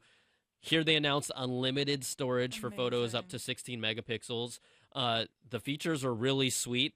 The only thing that I said after we watched that segment is that when you're invested in another ecosystem like Flickr, some people just throw their stuff on Dropbox, whatever it is, are you just going to automatically now jump overboard and jump onto Google Photos? For me, because of how my family uses it and all my family members are on Flickr, I'm not going to. Right. It just depends on what you're loyal to. What are your thoughts on that? I completely agree. So I am on Flickr. When they announced 1 terabyte, I was like, done, sign me up. So I put all of my photos on there. That's where I manage my photo library. But this is really enticing. It is enticing. Unlimited. I don't have to worry about the day that I hit a terabyte, which could be soon. It could be soon. Seriously, I'm shooting with a DSLR most of the time, and so that can happen fast. Google Unlimited Photos. Steven, what is wrong with your mic? Do you want to just come over and sit on my lap? I just have a bad cable here. Oh, wait, there you go. That's good. That's good. Yeah, don't move that cable. Can you hold it in place with like duct tape or something? I have my hand on it. I polled people just casually on Twitter during the whole keynote part, especially about Google Photos. Yep. But I'd say maybe a couple people said, yes, I'm going to jump over, but most people said, I'm going to stick with what I'm with. Wow. And that, It's another one of those too little, too late things. I know. If you didn't make us sign up for Google Plus just to store photos, maybe this wouldn't be a problem. I'm curious how it's going to port over from Google Plus to the Google Photos thing. I hope it's just like a seamless thing I don't even have to do because I am set up with that. Yeah, I think it's going to, if it's anything like years past, they're just going to, like Picasso automatically went into Google Plus Photos. Yep. And so on. All right, let's go to Juan in San Antonio. What's up, Juan? Hello. How you doing, man? Good, good. Can you turn on the volume of your computer? And then we could talk. Yeah, I'm going to tell everyone else, if you don't turn down the sound of your computer once we talk, I'm going to drop your call. But I'm going to give HTC One another chance. You get that? Thank you. Thank you. Did you get that joke? Did you get that joke? Hey, No, he didn't. I wanted to ask you. What about those watches that they were using? Was that the next generation Moto 360? What was going on with those? It looked just like normal Moto 360s to me. I think that because Android All of were, them? all of them were using different bands, but quite honestly, you wouldn't at these keynotes you wouldn't rock brand new hardware and just never talk about it. That's my only thinking. You're probably thinking about how last year everybody was rocking some kind of Android Wear watch, and then we heard about it later. But that, like Ryan said, they would have talked about it if it was a thing. I don't think they were trying to be coy. Are you looking forward to the next 360? Yeah. I was thinking it might be the next generation 360 because it looked like it had a little bit more of the bezels, and then the bottom was probably not in the center, but rather like more towards the band. So I thought it was the next generation Moto 360 in there, but I don't know. Maybe, like you guys said, it just wasn't. Yeah, it's just hard to tell from that far. I mean, you're always kind of like trying to size it up, but I think they were all 360s, quite honestly. So, and when they have another big announcement, we'll see that. Probably Motorola will do it separately, but I don't think we haven't historically seen Android because you have different manufacturers ever do a whole like these are our Android watches. Yeah. Even at that, when they do an announcement at a keynote, they typically might show off one piece of hardware from someone that's showcasing, their software. So, we'll wait and see. But thanks for calling, Juan. Appreciate it. All right, man. Thank you. Have a good day. Bye bye. All right, we're gonna crunch through these calls. Let's just try and take these next four. Let's do it. I mean, I love that everyone is excited. And they want to talk about this. This is really good stuff. Let's hit up Jordan. What's up, Jordan? How you doing today? Welcome to CNET Live. I'm good. Yourself? How are you doing? Good. Thanks for calling in. What do you want to talk about? Yeah, just wanted to know what's your opinion on Android M. Yeah, we kind of briefly talked about how they did the overall improvements. Nothing like a major overall. I like it a lot. Yeah. Ditto. I mean, we talked about it a bit already, but basically it's small improvements that are going to just make the operating system run more smoothly. Probably one of the bigger takeaways is the fingerprint scanner, but I think that the reason you're not getting like big whoops right now is because number one, it's going to be forever until most phones get Android M. Even, in we're still waiting for full November, lollipop rollout. We're still waiting for full lollipop. lollipop. And then number two, the fingerprint scanner, the manufacturers are just now getting those specs for how to design fingerprint scanners for Android M. So it's going to be a while till we see that too. So we're excited. I think it's good, but you're gonna have to sit tight. I think it's solid across the board. They did everything they needed to do. I don't think they let anyone down per se. They're adding features that or support for things that other phones have had and used in their own way. The thing about more than anything with Android is just material design. As that kind of really takes its foothold, that you start feeling like that is the bread and butter, the look and the feel, and then all these features that come into play and are integrated nice. It just becomes this nice little bundled gift or this bundled present. So I don't. Were you expecting something different from them, or you were just hoping that they might bring something that you never thought? I was just expecting a little bit more in the keynote. I thought they would talk more about the user interface and how it really does affect the user, but not really just about the settings side of it. Yeah, I think the biggest UI thing you saw was, quite honestly, the Google Now on tap. Yeah. That was a new way to interact with things, and then having the capability of apps talking to apps. Yeah. That's subtle but very cool. And also, putting those things like a Pinterest button integrated into the top of the Chrome browser, so you start getting this cohesion between third-party groups on a platform that, quite honestly, iOS doesn't have nearly as much. So I think those are all kind of subtle user things that are really nice. Yeah, because I know my business and a whole bunch of other smartphone manufacturers will be using Android M, but how many other smartphone manufacturers do you think will use this as soon as they can? As soon as they can is not always up to them. Sometimes it's the carriers. Sometimes it's the manufacturers. We know that they did say the developer preview is coming out sometime this summer. And then typically it starts rolling out late fall, and then however it trickles out, it trickles out. So we will see. But thanks for calling, Jordan. We really appreciate it. All right. Thank you. All right. Awesome. Let's go to Luis. Luis, what's up? Not too much. How's it going? Good. Are you? I'm seeing. Do you want to talk about Google, the Glass Explorer program, or what do you want to talk about today? Yeah, the Glass Explorer program. Yeah. What's up? Well, I was just thinking when I saw that, it just kind of brought back growing up and watching things like the Magic School Bus and how that was always fun and educational. And I felt like with the Google Glass, you can have a similar experience. You can get kids to go through like a digestive system or show kids how things work from the inside and very small. I think, are you referring to Google Jump, the cardboard platform? Are you talking about what they just showed today, or you're still talking about Google Glass, the previous product? Just to be clear. No, the one today with the Explorer thing that they're talking about, taking kids on like a digital field trip. The Expedition program. The Expedition program. Yeah. I completely agree. I think that there's been a lot of talk, especially over the past couple of years, about how technology is pulling kids away from learning experiences and motor skills and things like that. And this sort of puts it right back. So using technology in the best way possible for kids and education is totally huge. So right on with that statement. Hey, Sharon, here, how about this? Let's hang out. Okay. Why don't you put on these, and I'll put on these, and we're just going to hang out right now, okay? This is the future, guys. So did you see that? Yo, did you check that out? Oh, whoa! Look! Oh my gosh, that is. Where are you? This is so cool hanging out like this. This is so great. Go play out. Take your kids outside. But I want to play with my Google.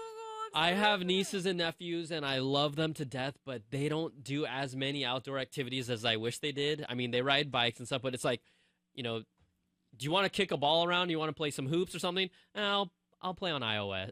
I'll play on my iPad. It just is a thing. So, I like the whole, no matter what, though, if I had the ability as an educational tool to go to a place that I was reading about, right, Europe, Asia, and be able to see some of these great sites instead of just a photo, but a three-dimensional, 360 immersive, it's cool. It's cool. I love the whole idea of using this stuff for education.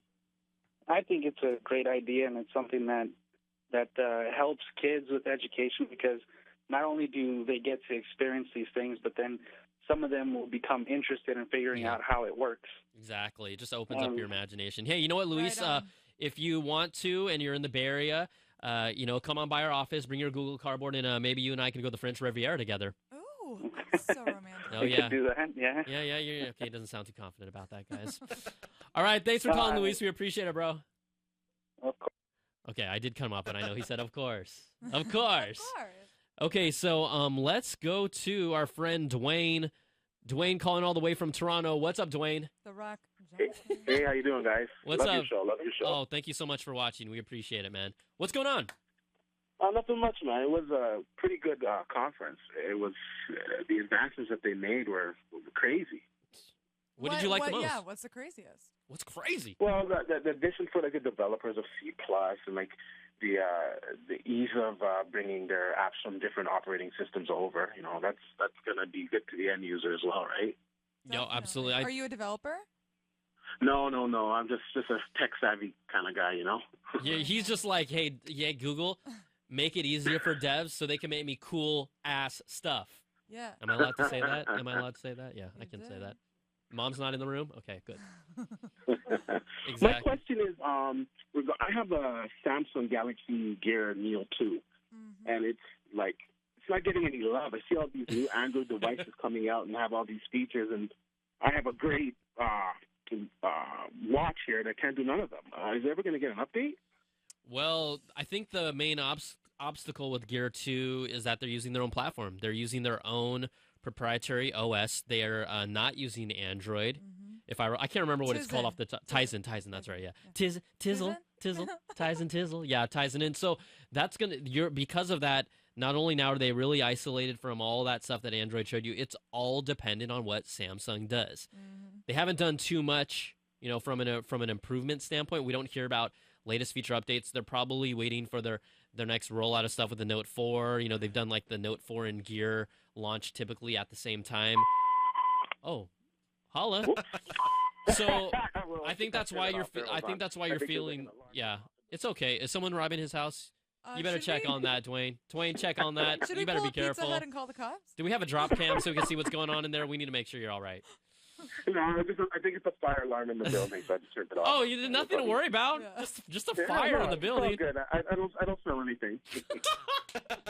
Hey, we had a fire drill literally like 2 days ago. We had to wasn't it? leave the building. Yeah, we had to leave the building, no matter what you're doing. All right, Dwayne. But yeah, unfortunately that's on Samsung. It's on Samsung. Wow. Yeah, I'm just keeping it real with you, boy. That's why earlier Lexi or somebody asked.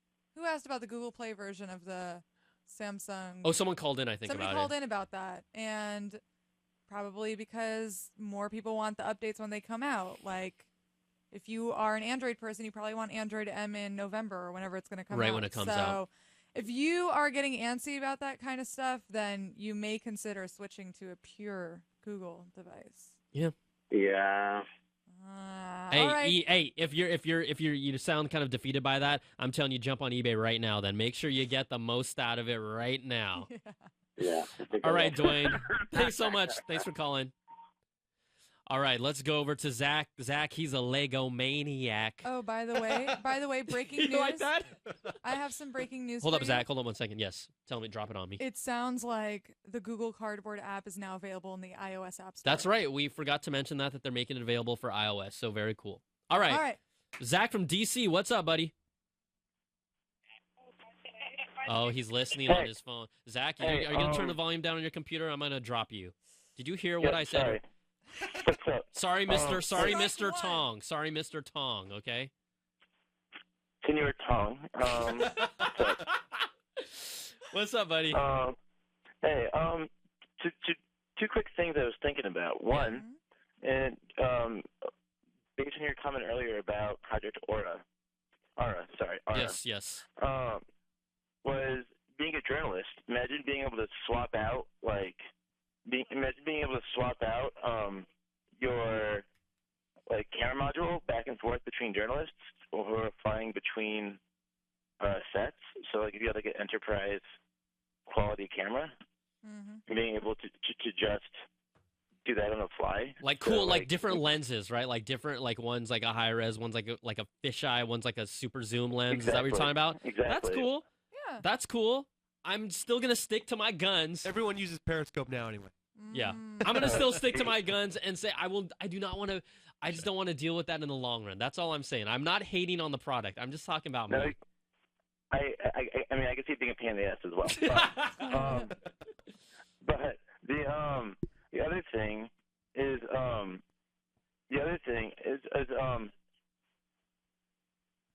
Yeah. The other thing is that other question I had was in terms of automation. My Google Drive has kind of become like a dump, and I was curious if you think that bring some of the automation factors from Photos and the inbox to the Drive set in terms of the features that we see. Google's been big on bringing enterprise abilities to the average consumer, and I was wondering if you think that's where they'd be engaging next. I understand Photos has more of a wow factor, which I love. I use Photos all the time, but I was curious if you think they'd bring it to Drive. Oh, I didn't hear it. integrate Sorry. Google Photos with Google Drive. Well, not doing integration, but just like some of the automated organization factors. So like you know how Oh, I see what you're saying. Okay, so you're saying take the smarts behind auto-organizing photos into things like places, people, and things to Google Drive. Like, these are your schedules, these are your agendas, whatever. Exactly. I think that's Being a able to, little bit more different complicated. documents, Let things like that. Let me put out my speculation. I'm going to say no because I think it would make some people and some organizations feel uncomfortable that Google would be scrubbing all of their documents to find out what goes with what. So maybe in the later future, but I think right now we're not quite there as far as feeling comfortable with that sort of information gathering. Does that make sense? Yeah, I can understand it as well. Yeah. Especially it's like, I don't know. Yeah, I wouldn't like that. I wouldn't like Google going through all of my docs. Oh, come on. There's nothing wrong with that. I mean, they can already spy on our Hangouts. Right. They I mean, officially they're said all- they're not encrypted, so they Yeah. can just jump in them. They're already going through all of my docs, right? But They're doing it anyway. yeah, I don't know. Yeah, maybe. All right, Zach. We're gonna try and pound through the rest of these calls if that's okay with you. But thanks for calling. All right. Yeah, absolutely. No, All right. thank you. So much. Right. All right. Let's hit up Frank. Frank the Tank. Frank. Hey. Hey, he's like, I've heard that one before. Man, I hear it every day, man. Is it L.A. or Louisiana? Where are you calling from, man? I'm calling from Ball Heights, Los Angeles, man. Okay. Represented. So, Frank, what did you want to talk about today? How about this? What did you like the most, and what did you not like the most from what you saw at the keynote today? I think the thing that I like the most was actually unlimited photos. I think to me that's an amazing stat, honestly, for Google to be like, hey, throw in 1 million photos in here and it's all good. I love that. That's the best way to summarize the announcement. Throw your photos in here. It's all good, baby. It's all good, baby. It's all good. We'll take care of it. Yep, I think the reason I'm calling, though, was I was actually really disappointed that, they didn't talk about Chromecast at all. They didn't mention anything regarding Android TV or any upcoming Nexus TV players, because it seems like Apple might have something in the works soon. So I was really disappointed to actually not hear anything about Chromecast or Android TV. Well, what would you like out of those products? Well, I mean, I think Chromecast is doing a great job of just, being able to connect seamlessly, from your phone or a laptop to your television. But I think, there's still like a lot of things that can be improved, like with your voice, as far as, voice search, maybe using your tablet or your phone and make things more interactive with your television, being that Chromecast works so seamlessly with your television, Yeah, you're right. So Yeah, I would have loved to see more about that, for sure. I think the main thing that, first of all, Google has like a billion things to talk about. Yeah. And I'm not giving them a pass on that by any means. Unfortunately, I wish they showed us something about Chromecast because we haven't seen an update to a physical Chromecast in about 2 years. I think what it comes down to is that they just aren't, because they have their hands in so many things, I don't think they're really investing as much in the Chromecast and TV platform right now because they're trying to see where it goes. They're actually, in this case, I feel like they're watching what other people are doing and kind of just throwing themselves in the ring, seeing what happens, and then they'll react to it, but it's not one of their main priorities. Quite honestly, right? Android is their bread and butter, and that's what they've got to focus on. And so that's why I think we're not seeing as much. I was hoping to see more from a Chromecast just from the standpoint of there are a lot of sessions talking about big game screening or big screen gaming through your Chromecast that they're doing at Google I/O this year.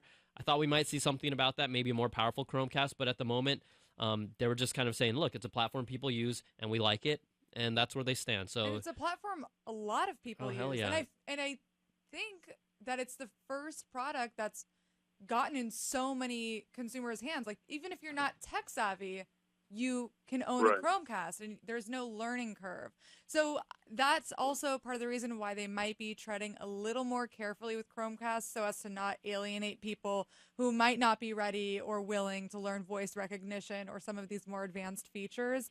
But who knows? We could see an update whenever they announce other new hardware. Yeah.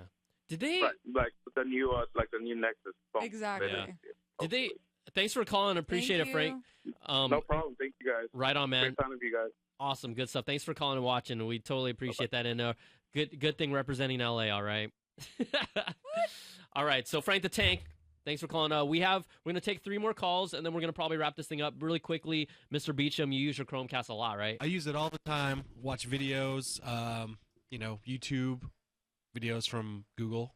my Google account or whatever. Yeah. But didn't they announce that HBO Go was coming to Android TV today and for Chromecast or something? I Was did. that an announcement? I did believe that was one of That was one of the things, one of the bullet points. So that is a cool thing about Chromecast. That's pretty cool. Yeah, it is. It is. It's like it's a nice thing, right? It was like $39 or something. It's a It was nice. like $35. Yeah. I bought one for my parents. They love it. They use it Yeah, all the time. those- We got one. It came out just in time for the holidays, if I remember yeah. correctly. So it was everyone's stocking stuffer. Yeah, totally. It's totally. It's like, oh, you already got an Apple TV or Roku. Here, I'm gonna give you a Chromecast just cause. It only cost me $35. Yeah. Cool. Never use my Roku anymore Cool. because of that. Yeah, I've used it less and less. All right, let's go to. Oh, did I just? No, I did not drop a line on Madav. Oh my gosh, I think I might have. I feel horrible. Who was it? Hold on. No, I think Oh. I dropped. I think I dropped. I love you, Madav. Sorry about that, Madav. Okay, Matt. What's up, Matt? Hey, Brian, how are ya?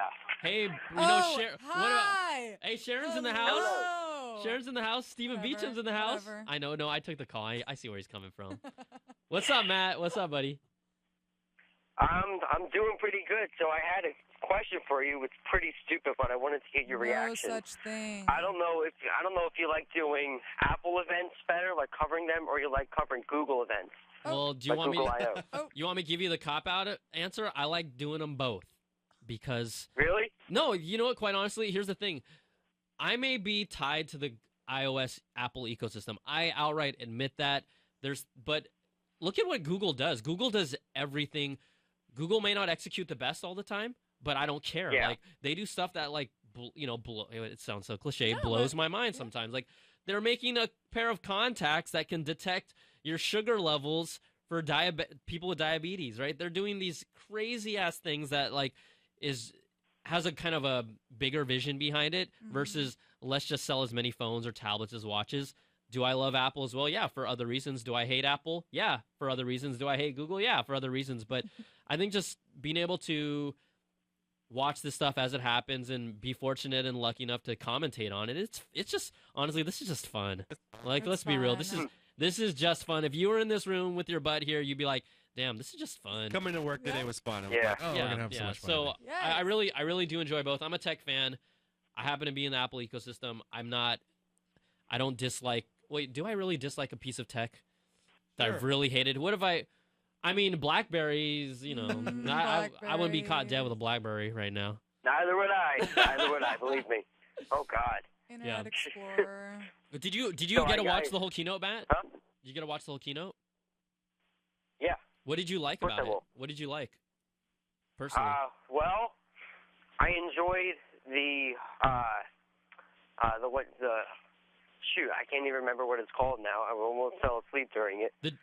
Started getting kind of boring. Wait, was it the virtual reality thing? Expeditions. I enjoyed the expeditions. That I did. You know what? I was That's very funny. intrigued by that. That's funny because that makes two people that didn't remember what Expeditions was called. Yeah. And he's right because Yeah. we were all really tired and like, oh my gosh, like they just bored us. I'm sorry, they bored us with like how many phones Google has sold in the world, and then They boarded us with like 3 hours of nothing. Like I was looking come forward on. to some kind that's of major not overhaul on Android M, but I saw absolutely nothing. That So, is not true. You saw absolutely nothing. Come on, man. sorry. That's the way I feel about it. Sorry, not sorry. Matt, keeping it real. Hey, Matt, thanks for calling. We appreciate it. All right, buddy. Yeah. All right. Yeah, sure. Oh, and by the way, it's Max, M-A-X. Oh, it's I'm just Matt. letting you know. Well, you know what? Yeah, I'm that's all. sorry. I saw Matt, but you know, I'll forever remember Max. Okay. Okay. All All right. right. And it was an honor talking to you, by the way. The honor is all of ours. All right. Thanks, bro. All right. Max is Max, out. not impressed. Max super opinionated. He's like, yeah, it's all garbage except that Expo. What was it called? It's all garbage until that thing I don't know remember what it's I was called. sleeping during. Oh my gosh. Okay, let's go over to Sean. Last call of the day. Sean, this is all on you. This is make or break. So much pressure. I know, so much All right. pressure. What's up? I'm just playing. Hey, Sean, turn down the volume on your computer before I kill you. I just paused it. I know, I'm just messing with you. What's up, man? Not much. I wasn't like expecting a huge overhaul with Google M. You know, we got a lot out of Lollipop. Lollipop was awesome. Yeah. And like with the app settings go, I don't touch Apple stuff, but I'm I like how the permission settings, like you'd have to root your phones in the past to deny certain permission settings and get app locks and stuff, and they didn't really address what happens if you deny certain permission settings now. So correct. So basically, if you deny a certain permission, does the app just stop working? Does the app create a new sort of not a version, but does the app adapt to those choices, or did you just break the app? Yeah, exactly. That is so incredibly true. It obviously wasn't addressed because there's, first of all, no time for that. And I think it's going to be one of those things where it comes out and we're either going to be like, that's really brilliant, or of course they didn't address it because this is a problem. So totally agree with that. We'll have to wait to find out. What did you like at the show? What did you like and what did you dislike from what you saw at the keynote, Sean? I didn't watch the whole thing. I pretty much watched them when they stopped talking about M. I'm not big into Wear. I don't even plan on getting a Wear device unless it has a camera on it. And it seems like other than Samsung, none of them have cameras. Like, I just want to spy on people with my wristwatch. Oh, you want to do that? You want to do that sneaky peeky like low angle shot, don't you? Yeah, like the Google Glass, Sean! something like that. Okay, we got our perp right here. Sean likes Google Glass and a camera on a watch. So until they make something, an Android platform wearable with a camera, I don't really plan on getting one. Right on, Sean. Well, hey, thanks for calling, buddy. Thanks for watching. We appreciate it, all right? All right, thanks. Thank you. Okay, so quick round in a circle. Thing you liked the most and thing you didn't really care about. Mr. Bicho. VR. All day. All day, all day? Yep, all day. VR and the Google Now updates. Yeah, absolutely. Definitely like the jump, and also because Nostradamus was like spot on with the GoPro camera. Good. I know your minds were blown too. Let's be real. We were blown. We You're were like, freaking what? out in here. So yeah, the GoPro rig set up for jump, now on tap, and I did like Android Pay. I think that's a big deal. It just wasn't hot because we've seen the presentation exactly like that before. Google Photos really killer. I'm not going to switch over to Google Photos. Personally, I'm going to find out how easy it is, and if it's possible, I'm going to write a tutorial about it. You do a how-to on how to import your entire damn darn Flickr collection, full res, into Google Photos, I'll work on and maybe you'll convince me. So Got you. that's going to do it for us at this live show here at CNET Live. Thanks for watching, everybody. Remember, all of our continuous coverage, analysis, videos, breakdowns. And wait, there's more. What is? On Tell June me more. 8th. Oh, you're right. Oh, my gosh. Coming right up. That's right. Apple's keynote coming up on June 8th. We'll be here, I think. I hope. Sure will. And then we'll see what their response is to some of this stuff. Yeah.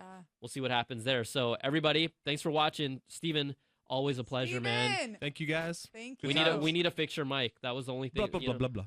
That sounds cool. It's like authentic. Only when you say blah, blah, blah, blah, blah. Yeah. I know. All right, everybody. That's All going right. to do it for this show. We will see you guys next time. Peace. Woo!